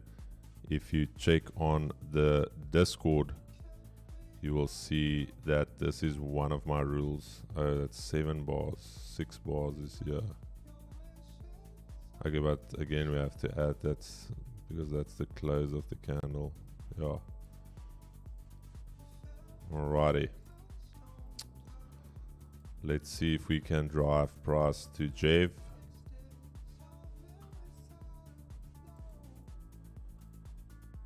Jev, don't drive the price up. No. You guys have to drive price down. Don't drive the price up now. That's not what we want to see. Nah, that would really suck. Hey, Chad. Trading this game, it is a different game.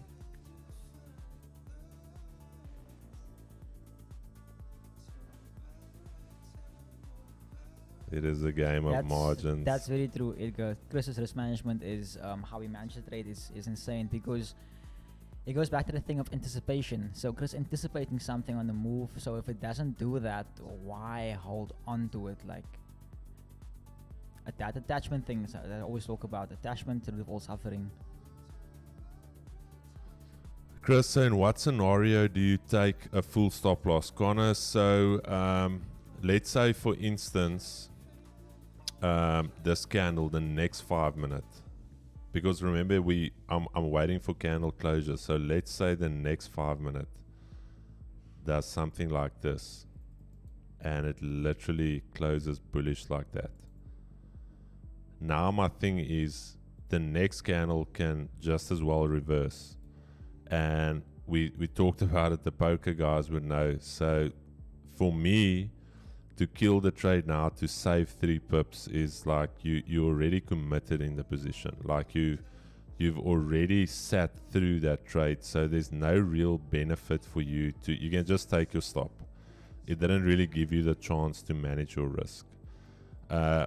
Where you get a chance to manage your risk is like close by here, where you can say, for instance, instead of taking a 15 pip stop, instead maybe take a 7 or a 5 pip stop, where let's say, for instance, it happens here where it starts breaking above there, and then you kill it. So then you've basically saved. You were willing to lose 15 pips, but you only took a 5 pip loss. In that case, you can manage risk. But if it's like in one foul sweep, then there's not really chance. And also, why would I not close the trade if it starts, let's say, for instance, this 5 starts moving up like that, because the candle is still open. That could also just purely be a wick created for then to still flip bearish and come all the way down. So that is why candle closures is so important, where you cannot just on every little move or bump try and manage your trade. It needs to be where price closes. That is why I always say, like, wicks don't really, for me, mean much. the only times where wicks really become a thing for me is when we've got a daily wick fill, for instance, like we had on GJ yesterday. You had like a very tiny daily body, but you had a very nice wick to fill to the downside. So I know, for instance, that is volume. Somebody, what did they call it? Volume inefficiency one day on stream. So I know, for instance, that price is going to come through and sweep some of these uncollected orders down here. So then wicks become important. But in terms of trading levels, where price closes, that is important for me. So the wicks is just noise. Open, close for me on the lower time frames. That's what's important. Edgar, thank you so much for giving me those flowers, saying my risk management is underrated. I really appreciate it. It is just it was just always a thing of, I almost want to say it was ego driven, because for some of you, especially if you're competitive, you don't like being wrong. And the market is a big humbler. The market usually goes out to prove you wrong, and that ego thing in me was like, flip, this is the opponent I'm dealing with. How do I give as little as possible back to this opponent? Like, I'm happy to take one on the chin, but how can I reduce me losing more than I should? And that's when I started delving very deep into what makes a good setup, what makes a bad setup.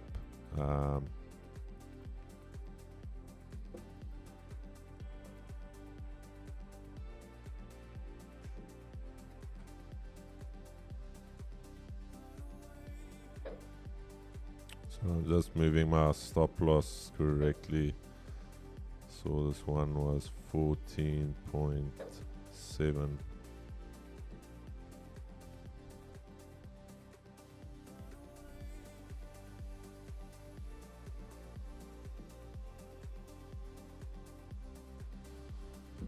How many trades do you average per month? Jason, it differs. There's sometimes in a week where I can take 8 trades. There's sometimes where I'm like, last week I took 1 trade. The week before that, I don't even think I took a trade. No, last week I only took 1 trade. The week before that, I took 3, if I'm not mistaken. So it all depends on your setups. There will be even sometimes where I can go without a trade for 3 weeks. I think it was 3 years ago. Was it 3 years ago? 3 or 2 years ago, where I literally went entire month without having a setup. We had a lot of this one-sided movements, like it would move like out of session. By the time it came back to my point of entry again, it was too late, and then I didn't even bother. So it's all dependent on your setup, and that is where Trader Dante was very on point with saying that. During the times when there's no setups, like, it's fine, sit on your hands, but when the setups come, don't like paper trade the setups and think like, I'm not feeling it, this or that. Like, if the entry criteria is there, if it's according to your trading plan, you need to execute it. Otherwise, you're going to become selective on what you trade and what you do not trade. And I also spoke about this previously on stream, where, let's say for instance, you paper trade and your 4 paper trades are winners, and now you're like, okay, I've got 4 wins in the bag, let me live trade 1, and that 1 trade is maybe out of your collective data set is the one that you're going to lose. And now it's like, shit, I go back to paper trading. Or now you take that loss, and now all of a sudden you become fearful. It's like, oh, I want to first see a couple of setups play out before I take my setup again, this and that. So you have to trust your process, your analysis, and the rest should be taken care of. just want to see this 15-minute EU holding up quite strong here. I don't know if it's to do with this ECB's lane speech in 46 minutes. GU doing what it's supposed to be doing, coming down to that key level. Yeah, it swept that low. I wanted to see that sweep. Yeah, so GU, a little bit of divergence between the two. So I'm still comfortable to hold Chad. This here is our timed exit right here. So if we have not moved at least below the structure level here by the time this candle forms, that's 30 minutes, I'm out. And I'll start getting comfortable with this position once because technically this is the last lower, a higher low here. If you go on a line chart, you can clearly see that this little section of bullish order flow, that low took out that high, so we haven't really taken out that low as of yet. So I'll get comfortable once we take out this low. But by the time we get here, I at least want to see price trading here somewhere. If it's still hanging around here, I'm just going to kill it.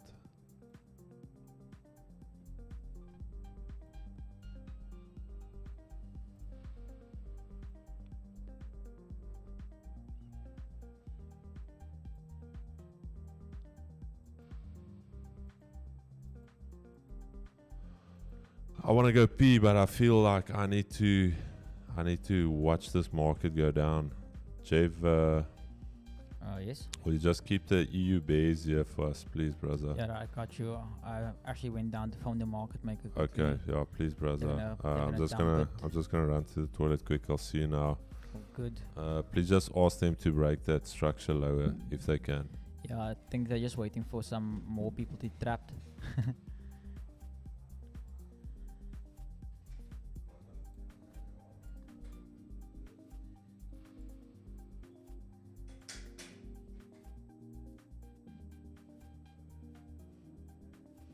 So yeah, Chad, just me and you. There's the two of us.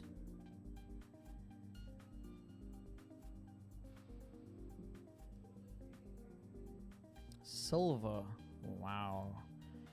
Asking for a lot there. No, I'm just joking. I'll look at it now. I remember the first time I was my mentor.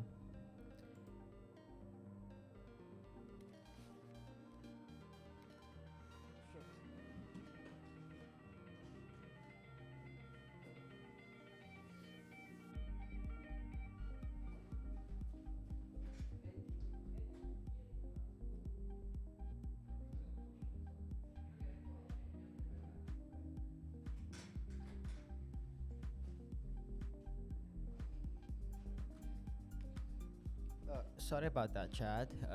Chris had a phone call, so I had to run, give it to Caitlin quickly. So as you guys can see, I ran downstairs quickly before when Chris entered. I ran downstairs quickly, so I went to get a market maker. He got me a Coke, and I told him to push down EU. Yeah, I don't joke when I say I'm the market maker. Regarding your question regarding silver, Chris just has to switch in my chart. I don't know how to do it myself. I've never actually manned the stream, so I don't know how everything works. But I'll break it down for you so long, and then the moment Chris comes, he can just throw it on my screen. I'll show it to you. But to answer some questions quickly as well.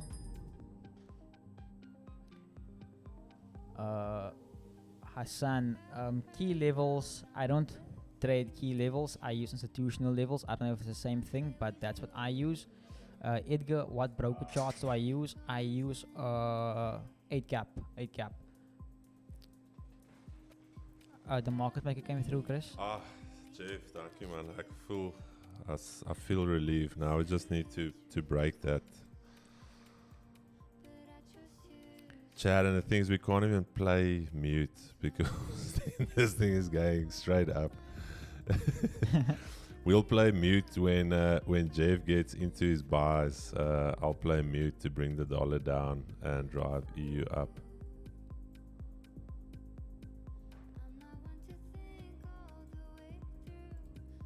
What is DXY doing? Oh, DXY is grinding here. DXY is bumping and grinding like it's nobody's business.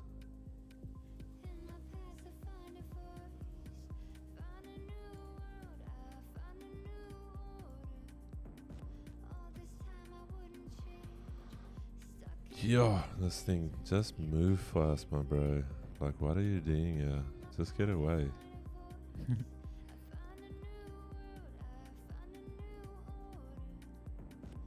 Like, just drive. Don't play games with us. Just drive for the lads. Got a nice 4-hour wick fill here, Chad.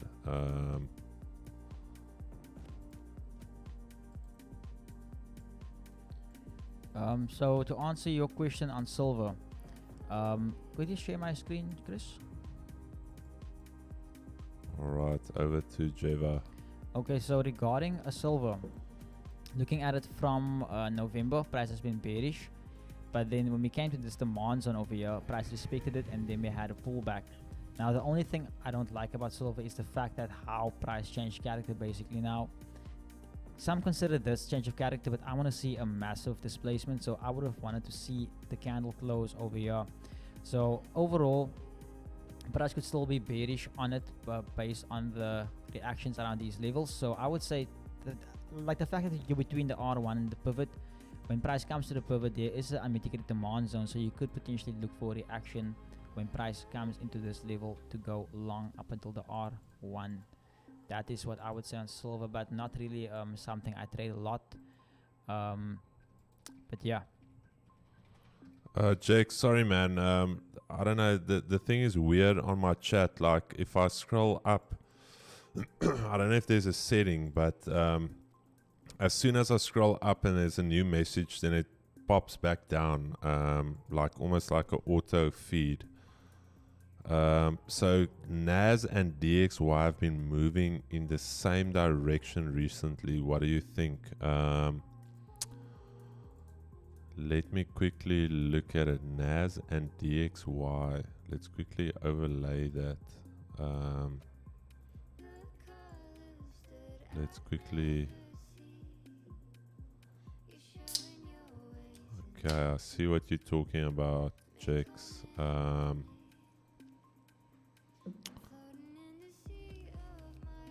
Oh, that's very interesting. That is very, very interesting. I just want to see where the correlation started, because here you can see on the. Let's just do this. Let's just do this. So this, here you can see they still inversely correlated. Here still, and here they started trading Jan. So from Jan they started trading. Yeah. Jakes, I don't really have an answer for you on this because they're supposed to be trading inversely correlated. You can clearly see the inverse relationship between the two. So all it's showing me is one of the two needs to catch up with the other. So either if the dollar is going to go higher, Nasdaq is going to start coming down. So this could just be a period of, I wouldn't say manipulation, but this could be a period where price is, guys are trying to make sense of what's going on. So yeah, interesting observation though. I wouldn't really say you need to look any deeper than that, but yeah, it is a very interesting observation. So unless you can find a way to use that information to your advantage, don't spend too much time on it. I would say.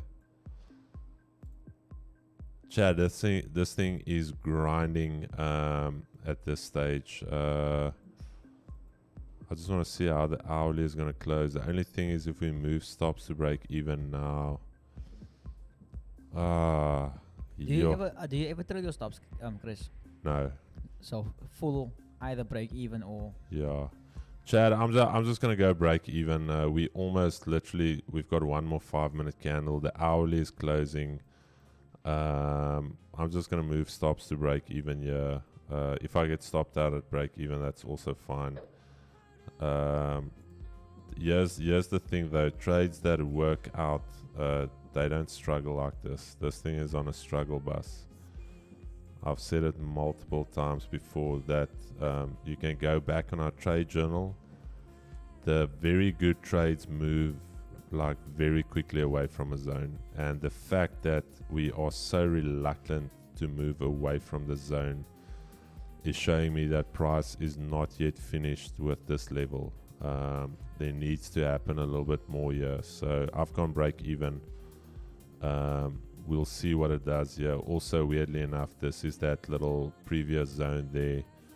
So at any stage, can we hold this level and start moving up? And also DXY is trapped in this little range here. So this little range right here, we haven't really broken out. So let's see. I'm always trying to mitigate my risk as far as I can go. I also don't want to smother the trade, but again, I always talk about a level. If a level is strong, price is gonna start running away from it. It's not gonna have a coffee and a lunch date here with that level. And we have technically almost been here for 30 minutes, and we've moved how many pips? We've literally moved 3.9 pips. So, but we're risk free. Let's see what she does. No need to stress over the trade anymore. Stop side break even. If it plays out, it plays out. If it doesn't, you only play not played, you only paid commissions. So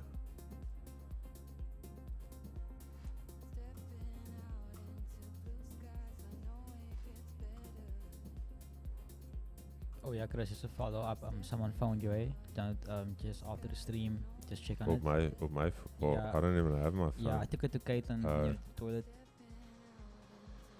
Alright, Chad, let's see. 2 minutes for this hourly to close. Yo. Just move. Like either take us out at break even or just do something here for us. Sorry, Chris, bless me with a VF account. We can split the profit. King Shack, no. Yeah, sorry, man. I don't want to sound like an idiot here, but blessing somebody. No, nobody blessed me. When I'm blessing you with the knowledge, make a plan, get 100 rand, sell something. You're gonna get a lot more value. Handouts is not gonna make you grow in any sense of the word. Maybe I'm shadow. No, sorry, Jakes. Like I said, it's difficult with my chat auto-populating itself. Gold is that trade Chris talking about right now. Well done, Shaq. Gold is that trade Chris talking about right now. Oh, very nice. Asia lows. There's that key level 2030. Trust dollar. Yeah, it's not a trust. Don't trust the dollar. It's just price is not moving. Just a thought, but what do you think the outcome would be if you had to move all trades to be as soon as prices move to profit? Surely this would minimize. No, Boss Bobby. I've done that in the past as well. I think I mentioned to you, Jeff, I think it was to you when I traded those 50 and 100 lots. Yeah, I was sitting here idle. I actually paid $6,000 commission that month. So no, it's not a good strategy. You also need to. I came up with the 30-minute because initially I would smother the trade, literally just go in profit, break even, and especially if you're trading size, those commissions start to tickle a little bit. I'm not gonna lie. So, for instance, last month my commissions was almost 35, and this is not simulated capital. This is real capital. My commissions. Just get Chris, in cases like this, for instance, how does it affect the market? So, for instance, the European Union agrees to an additional 50 billion euro support package for Ukraine. It doesn't really affect. It doesn't really affect the currency that much. It's more a case of what is the geopolitical effect of that.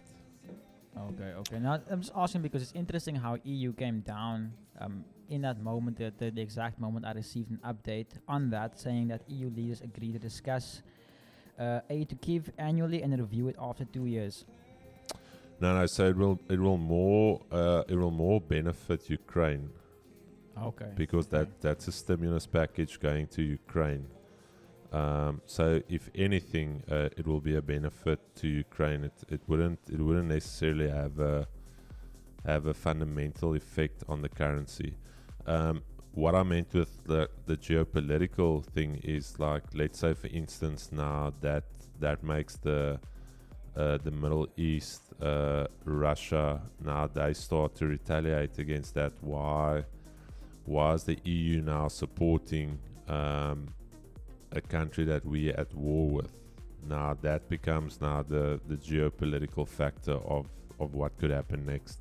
Okay, I see. So that means we're trading the yes, whatever weird currency name. Looking at you, I should have been in that cell too.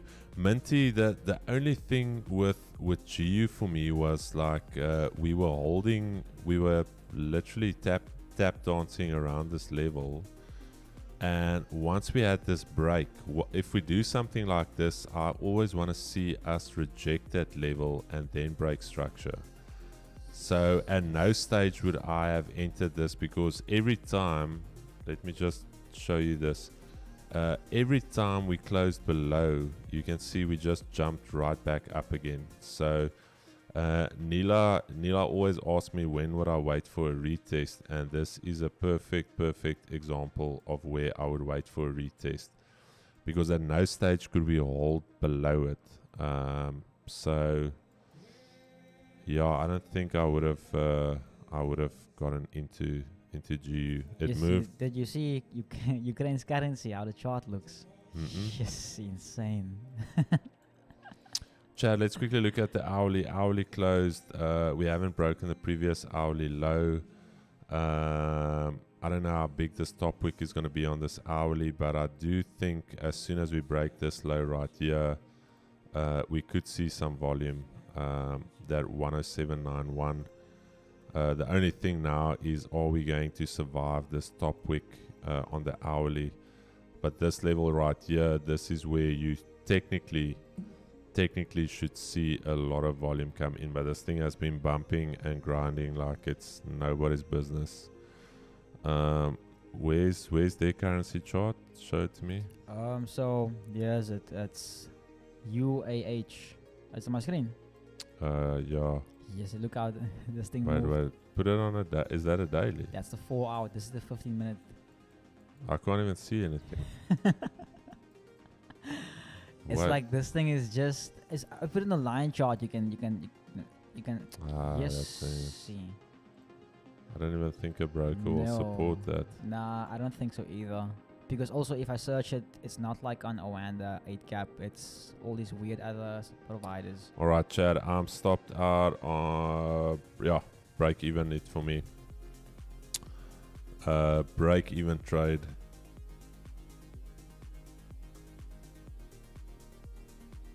Now I'm sure New York session will bring us much better setups. I like the short idea from the start. But again, it's that case of I'm not gonna. This for me is not impulsive. This down here. This is a bump and grind. This is literally from here. This is almost half an hour. We moved 5 pips. So, Yes, see. how much commission did I pay? Shush, these commissions. No, that's not bad. Okay. Yeah, Chad, that is the idea would still be for this 4 hour to be filled. Still 3 hours left in the 4 hour candle. DXY as well on the 5 minute. Remember we mentioned this level right here. We want to break out there. US 30, let's quickly look at it. As mentioned, daily I am bearish, starting to fizzle out now. Nasdaq also just grinding here. So your level to watch is here. UJ still in this little range.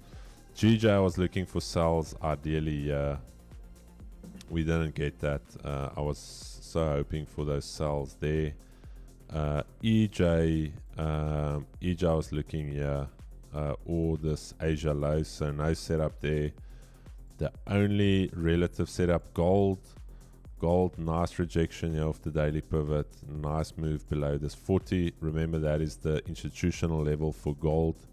Gold moves in $5 increments. Pound USD also I was looking here.